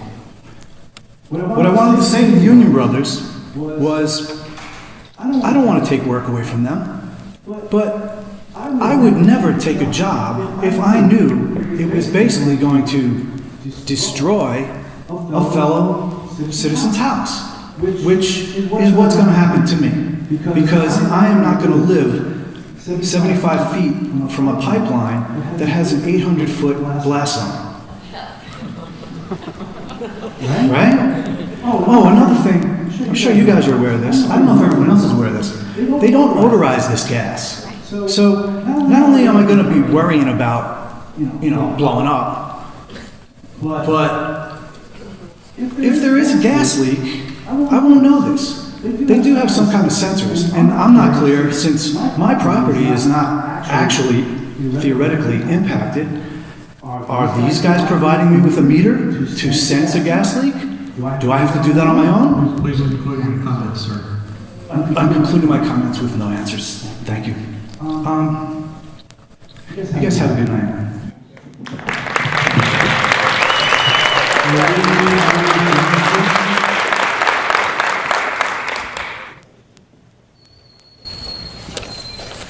Louise Maher, M-A-H-E-R Johnson, Sky Hill Farm. The New York State DEC has requested that FERC add research about karst to its dEIS. The Wright compressor station with its current pipelines and 2 additional proposed pipelines along the cell tower and more compressors, etc., is surrounded by karst. I would like to share the science of 2 hydrogeologists who are experts on karst and groundwater and who have researched and written about karst in Schoharie County. They are Rubin of HydroQuest and Palmer, founder and emeritus of water resources at SUNY Oneonta. They agree that karst aquifers are the most vulnerable aquifers anywhere in the world.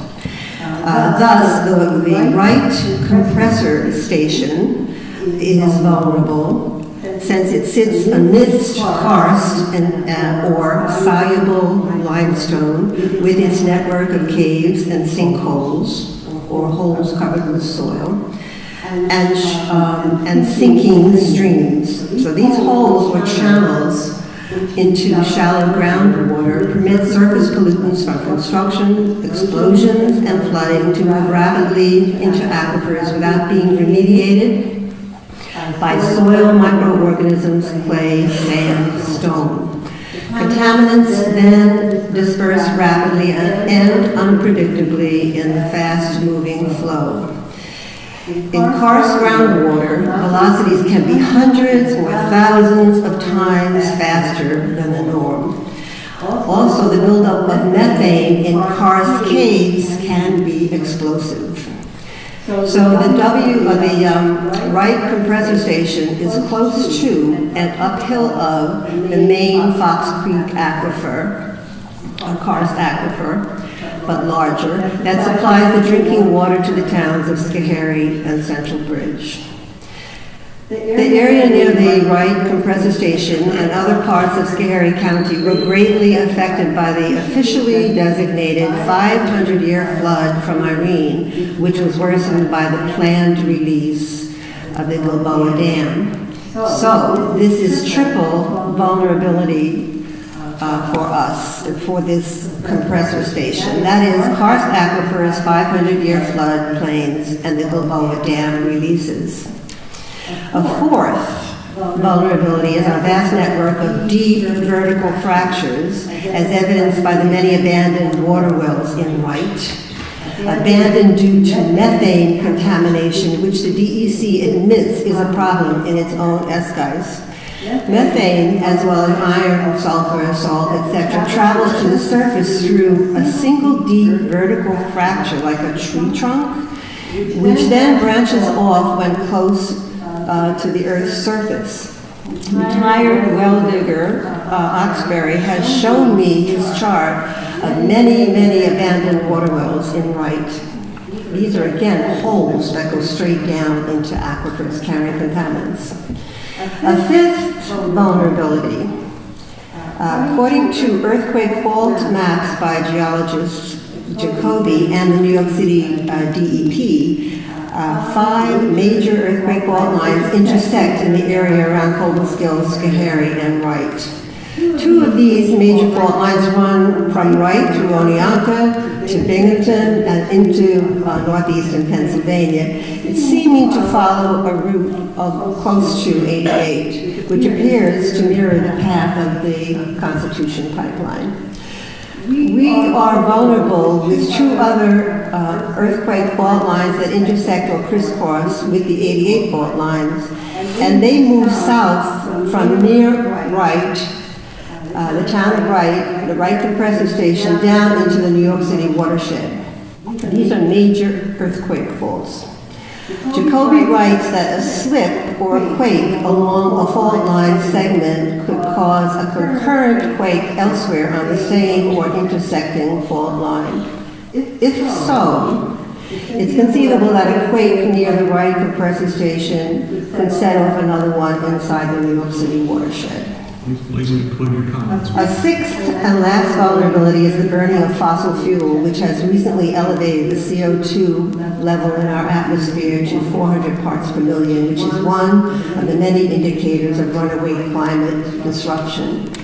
Known conventional reserves of oil, gas, and coal will last for maybe 15 years and soon tip us further into climate catastrophe. We don't need to add fracked gas or oil to this bleak prognosis. We need FERC to oversee and regulate renewable energy and stop all fracking and pipeline construction immediately. Tell Exxon and Halliburton to frack off.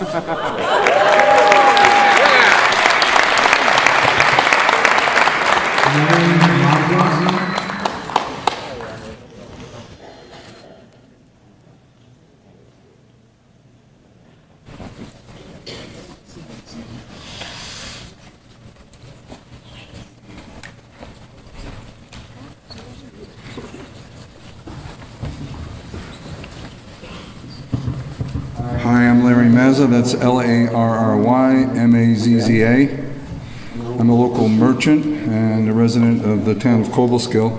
I'm not directly affected by this pipeline that I know of, but I was invited to come here tonight, not knowing all that much about it, so I gave it some thought. I don't know much about environmental science. I don't even really know what a dEIS is, to be honest with you. But I do know a little bit about human nature and politics, and on that basis I will make my comments. I guess I basically don't trust the process. When you have like a huge corporation with lots of money, then going through our politicians, who they've been known to influence at times, and then it goes to, and then people get appointed by those politicians to be a seemingly unbiased review board. I don't have any faith in that process. There's too many opportunities for money and influence to get interjected in that. Or I guess I could say, smile if you've ever seen politics get interjected into an unbiased committee. You know. So the fees that people are getting for their land seem to be really unjust. For example, if somebody gets $3,000 now and their property is worth $150,000, or I don't actually, whatever the fee is, when they go to sell it or pass it on to their kids 20 years from now, the property could have increased in value. And does that one-time fee really reflect what they've been deprived of in terms of property value? I remember looking at a piece of property when I was looking to buy a house out here, and it had a high tension wires and a gas line crisscrossing it. And I imagined all not only the danger, but just people, with the dirt bikes and snowmobiles in my backyard constantly. It certainly deterred me from even wanting to buy a piece of property. So I don't think they're being compensated. These companies are very wealthy, and they can certainly afford to buy people off more effectively. And the other thing that strikes me is that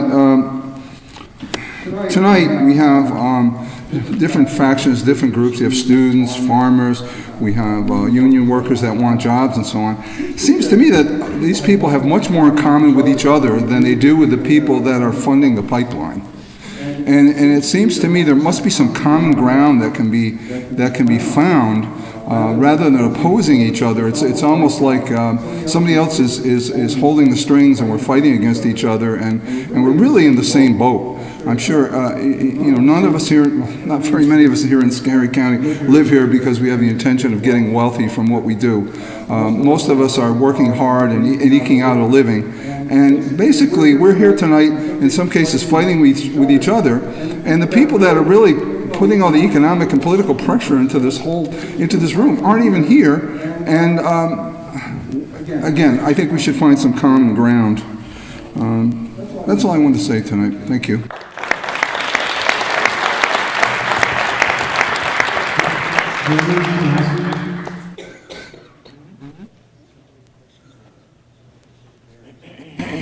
Clemens Mackey.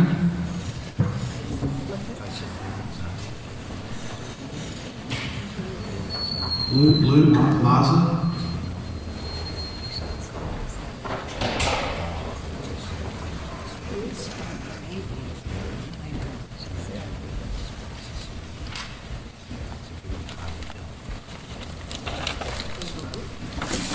My name is Luke Mazza, Lukemazza. I'm a new resident, new homeowner. I've lived here my whole life. I went away to school and then came back, mostly because of how beautiful the county is. And, I don't think if this was the epicenter of, natural gas operations and fracking, which is a possibility, we would have ever considered coming back to the area. And I know the same is true for a lot of other people who have left and come back. I'm glad someone brought up the issue of karst. That's something that seems to be overlooked a little bit in the environmental assessment. Myself, I know a bit about karst, being a caver, a member of the Northeastern Cave Conservancy, and a manager of a cave property in the area. The proposed pipeline will be traversing both Terrace Mountain and Barton Hill, which are both known karst areas.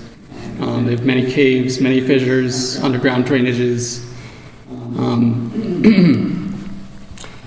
I noticed in the karst mitigation plan submitted by Constitution, there's no mention of wildlife and karst wildlife, which seems to be a major omission, given that karst landscapes are home to a lot of fragile ecosystems, sensitive endangered species like the Indiana bat. What I was wondering was, if a karst cavity is discovered, how will its biological significance be determined? There were no mentions of biological authorities being brought in the karst mitigation plan. If a sensitive or endangered species is encountered in those sorts of environments, what will happen? If a cave of significance is uncovered, either biologically, geologically, or culturally, what measures will be taken to preserve the cave, and will it be possibly filled with cement as is currently allowed according to their current plan?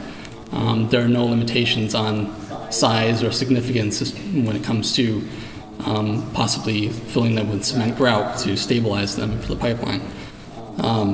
Caves in this area are pretty important. We have 2 commercial caves. They sustain a lot of economic activity in the area, and I don't think anyone in the area wants to see those sorts of things destroyed or affected negatively. I also noticed that John Milroy's PhD thesis from 1977 was used to determine the location of caves and karst features on the route. But this is an old thesis written by one person, and it's hardly a thorough analysis of what sorts of caves and karst features are, in abundance on those 2 hills. Just a couple other points quickly. I know someone brought up, the insurance issue has been brought up. I don't really think that was covered at all by the dEIS. There was mention that local agencies were talked to and 5 major companies, but no real conclusions were come to, and they weren't willing to speak, which could be an indication that they don't want to say they will be modifying people's insurance plans or dropping them, which would be understandable, but they wouldn't want to comment on that. As far as I'm concerned, that wasn't addressed at all, because there's no conclusion.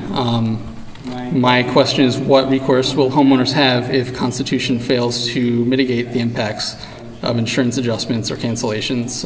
Is there anything that would actually require Constitution to fix those issues? Currently, they would just be, the recommendation is that they would just be required to submit to the Secretary any pipeline-related complaints that landowners have.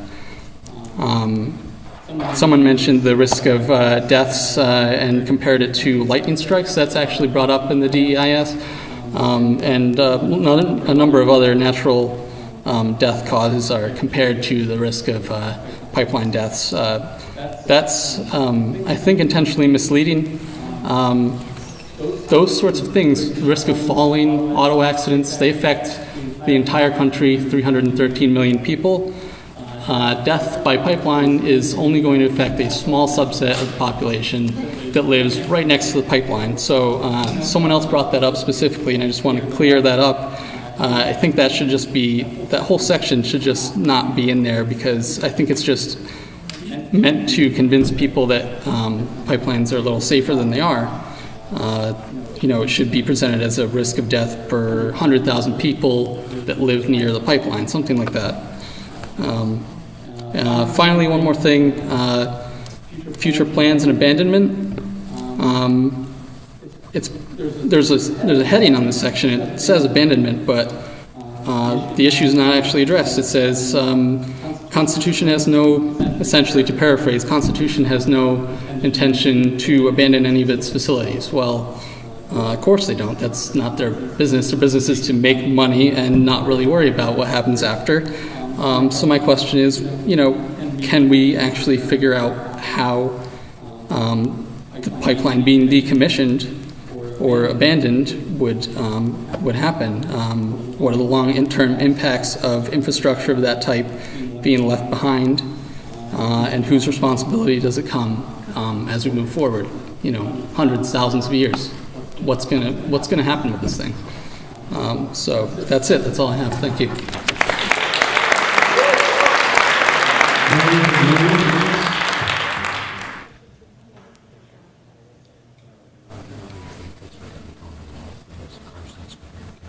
Ray Lewis. Already spoke.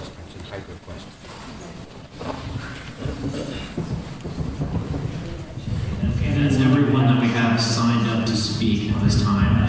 Is there anyone that didn't speak that wishes to come up and do so?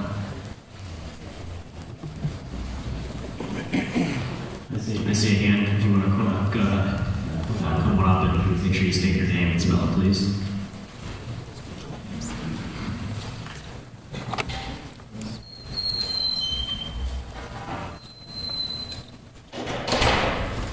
My name is John Gorson. I'm from the town of Wright, Schoharie County, Gorsin, John. And the problem I have with a lot of this is we had no vote about any of this in the town of Wright. We had a lot of grants coming our way. And fighting with that, I'm a Vietnam veteran. I've had kids born with seizures. I have a tumor. I'm just worried about what kind of chemicals, if they do the fracking, are we going to get. And that's my biggest concern. And that's why I had to say something. I hope we can all get it together. Maybe we can go to a different thing, except this fracking with the chemicals scares me. And I appreciate your time.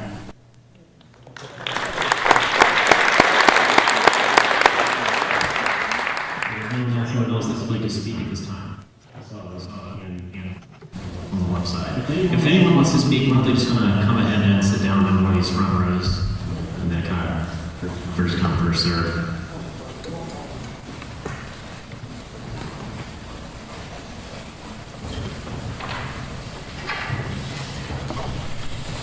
Hi, my name is Marianne Hecker, Hoecker. And I've been at, since the beginning, most of these gatherings. And I recognize the lady from Pennsylvania. And I just want to address you guys because I don't envy your position. I just cannot imagine. I can only speak from the heart. I'm not good at speaking from here. I can't imagine living with the decision that you have to make. And I just want to say, God bless you and hope. be all with the right purpose. Because I've lived up here not that long, but I've seen the power of our Creator. The flood.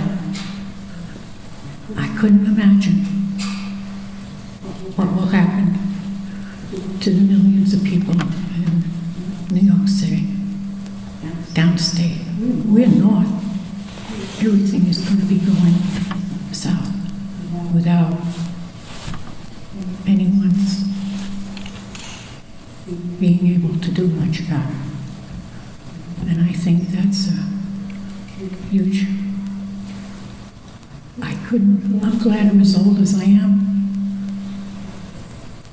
because I wouldn't want to live through that. I don't know if I could take it.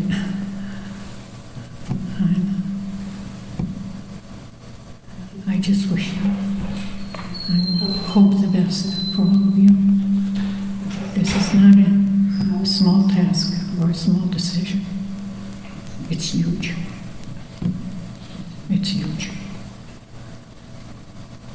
And I want to thank you for listening to everybody. That in itself has to be huge. And I want to thank everybody that stayed so late. But it's important to know and to learn. But what I've learned is really that from the heart, you people are a big part of what will happen. And I hope it will be the right decision. Good night, and God bless.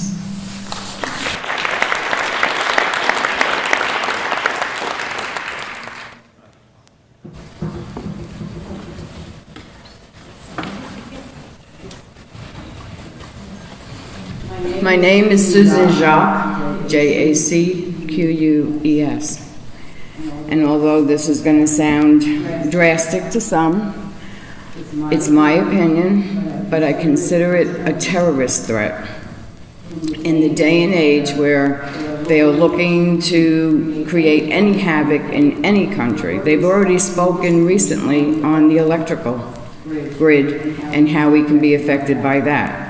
Well, how much easier is it for them to just find all the pipelines in one location and just hit one spot? And it's over with. I moved up here from downstate for the tranquility.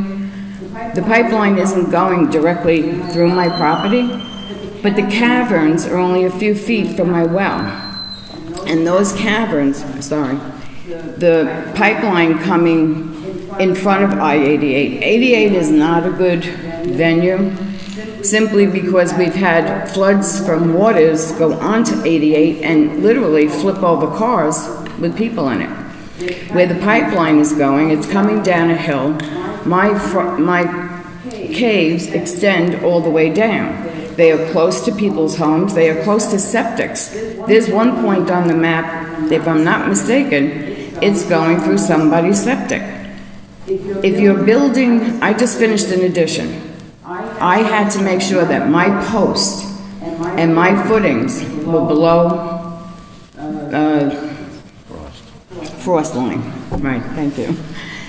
Now, I understand that there are many sections of this pipeline that's only going 2 feet down, and then they'll sprinkle some dirt on top of it. Why is it that they don't have to abide by the rules? Then we have all this massive rain that comes off this hill. It's going from Route 30 up the hill, close to all the neighbors' house over there. And people have put a lot of money in over there to build these homes.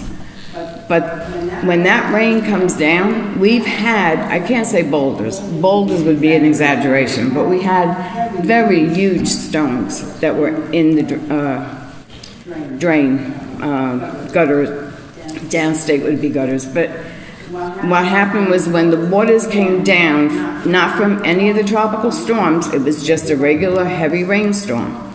Those stones literally went down down Route 30, all over Route 30, all over the road. That's how powerful water is. They had to build a water basin at the bottom of my hill. Now, when that water comes down and that pipeline's sitting on it, or partially under it, the power of water is able to get under, lift it up, and that's going to cause a break in the pipeline. I thought, being that it wasn't going through my property, I was better off. After listening to some of the numbers here tonight, I'm finding out that is definitely not true. And I do follow every explosion that has happened from pipelines. I follow everything. I go online just to read the Constitution's memos, the commercials. If fracking or gas is so safe, why are they spending so much money to convince the public that it's safe? If it was, you wouldn't have to do that much broadcasting. And now it's almost every other commercial, and I deliberately skip through it. I don't want to see it. So, yes, your job is very hard, and I understand you're the middleman, and they just throw you out here. But we are human beings. We do have homes. We do have families. School buses come past my house all the time. It's a school, it's just a route. Anything goes on that line, what happens to all those children? What happened to the people who are driving on I-88? I-88 is right there. So I'm going to pray, as I have been, that you all take your time, extend it if you have to. What is the rush? I don't see that there is a rush to do this. I think that the timeline can be expanded. I don't believe that most of the people in Schoharie even know about any of this. I've talked to at least 20 people in the past month, and they know nothing about the pipeline, the consequences, what it can lead to. And make no mistake, there's an article where they actually did indicate fracking after this. So that's all I have to say. I will pray that you all make the right decision. And just remember, we're people, we're families, and we're part of this country. And I feel that it's a form of harassment that they choose the rural routes to go in and just destroy what we have. And I thank you for your time.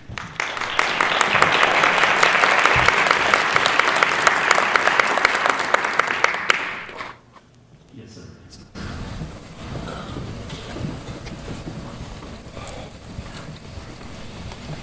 Yeah, my name is Claude Crispell, C-L-A-U-D-E, C-R-I-S-P-E-L-L. I'm a union laborer for 32 years. I worked on the pipelines, and every pipeline I was on, we had an inspector with each crew, making sure we did things right. Won't let you start till the inspector got there.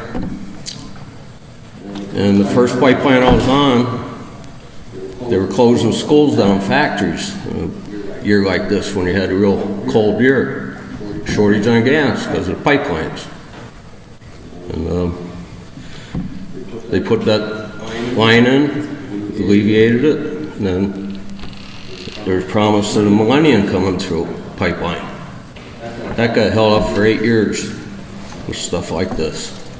That finally went through. Here we are talking about it again. All this stuff's been studied, and pipelines are pretty darn safe right now. I've been on a lot of them. I own land in Pennsylvania. They just put a 24-inch line there, and no problems at all. You read the papers down there, you don't hear all this stuff about. Very little. A lot of happy people down there with the money they gave. I did very well on the signed into the gas drilling, and very little problems. All I hear is Demick. Been hearing that since it happened. The townspeople even got fed up with it. They started their own committee. Enough's enough. The supervisor of that town was in on that committee. They got the moratorium lifted there. Cabot made a mistake there. They corrected it. The DEP came in. That wasn't enough. They had to bring the EPA in. They studied water all over the county, Susquehanna County, and found out places where no drilling activity was ever done. Same water they had there, right in the town of Dimmock. And it's a whole lot of hype over this water pollution. Very little of it happened down there compared to all the wells they drilled around. 120,000 water wells. They had problems with a handful down there. And out of the 20 households that were affected down there, 12 of them took the buyout, like that lady said. They still have their house, still own their house. The townspeople got together and said enough's enough, started their own committee, got the moratorium lifted. The town supervisor was head of that too. So if there's all the problem in Dimmock, why would townspeople be for it? There's 8 people holding out trying to get become millionaires off that lawsuit down there. And that's what I know about it. I go down there about twice a month, get every paper I could to read about what's happening. Hear a lot of good stuff, like in Wildlucin. They put natural gas to that town, and they're bringing in a cheese plant, promise them cheap natural gas. And it's helping a lot of towns down there like that. They're switching from coal to natural gas. It's bringing the average utility bill down $1,200 on average throughout the state for people like me and you, not just for companies.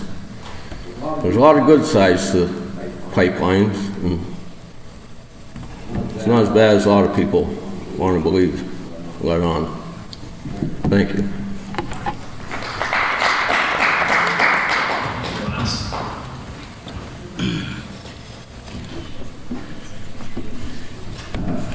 Ron Segarra, Segarra. I've heard a lot of pros and cons, and I feel everyone has the right to what they're saying, and they are right, whether it be for jobs or against jobs. I think the people with farms have the right. I think the people with BOSI's have a right. I think the people that live 10 feet away from the pipeline have a right. I believe these questions that I'm saying about are the ones that have to be looked into. I live in a limestone area. There's caves all around me, underneath my house and everything. So I'm not saying I'm for it. I'm not saying I'm against it. I'm saying I'm for jobs.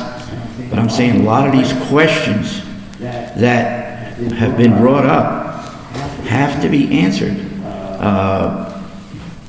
Whether there's enough people going to be on the payroll from these people, whether it's good for the environment, these questions have to be looked into.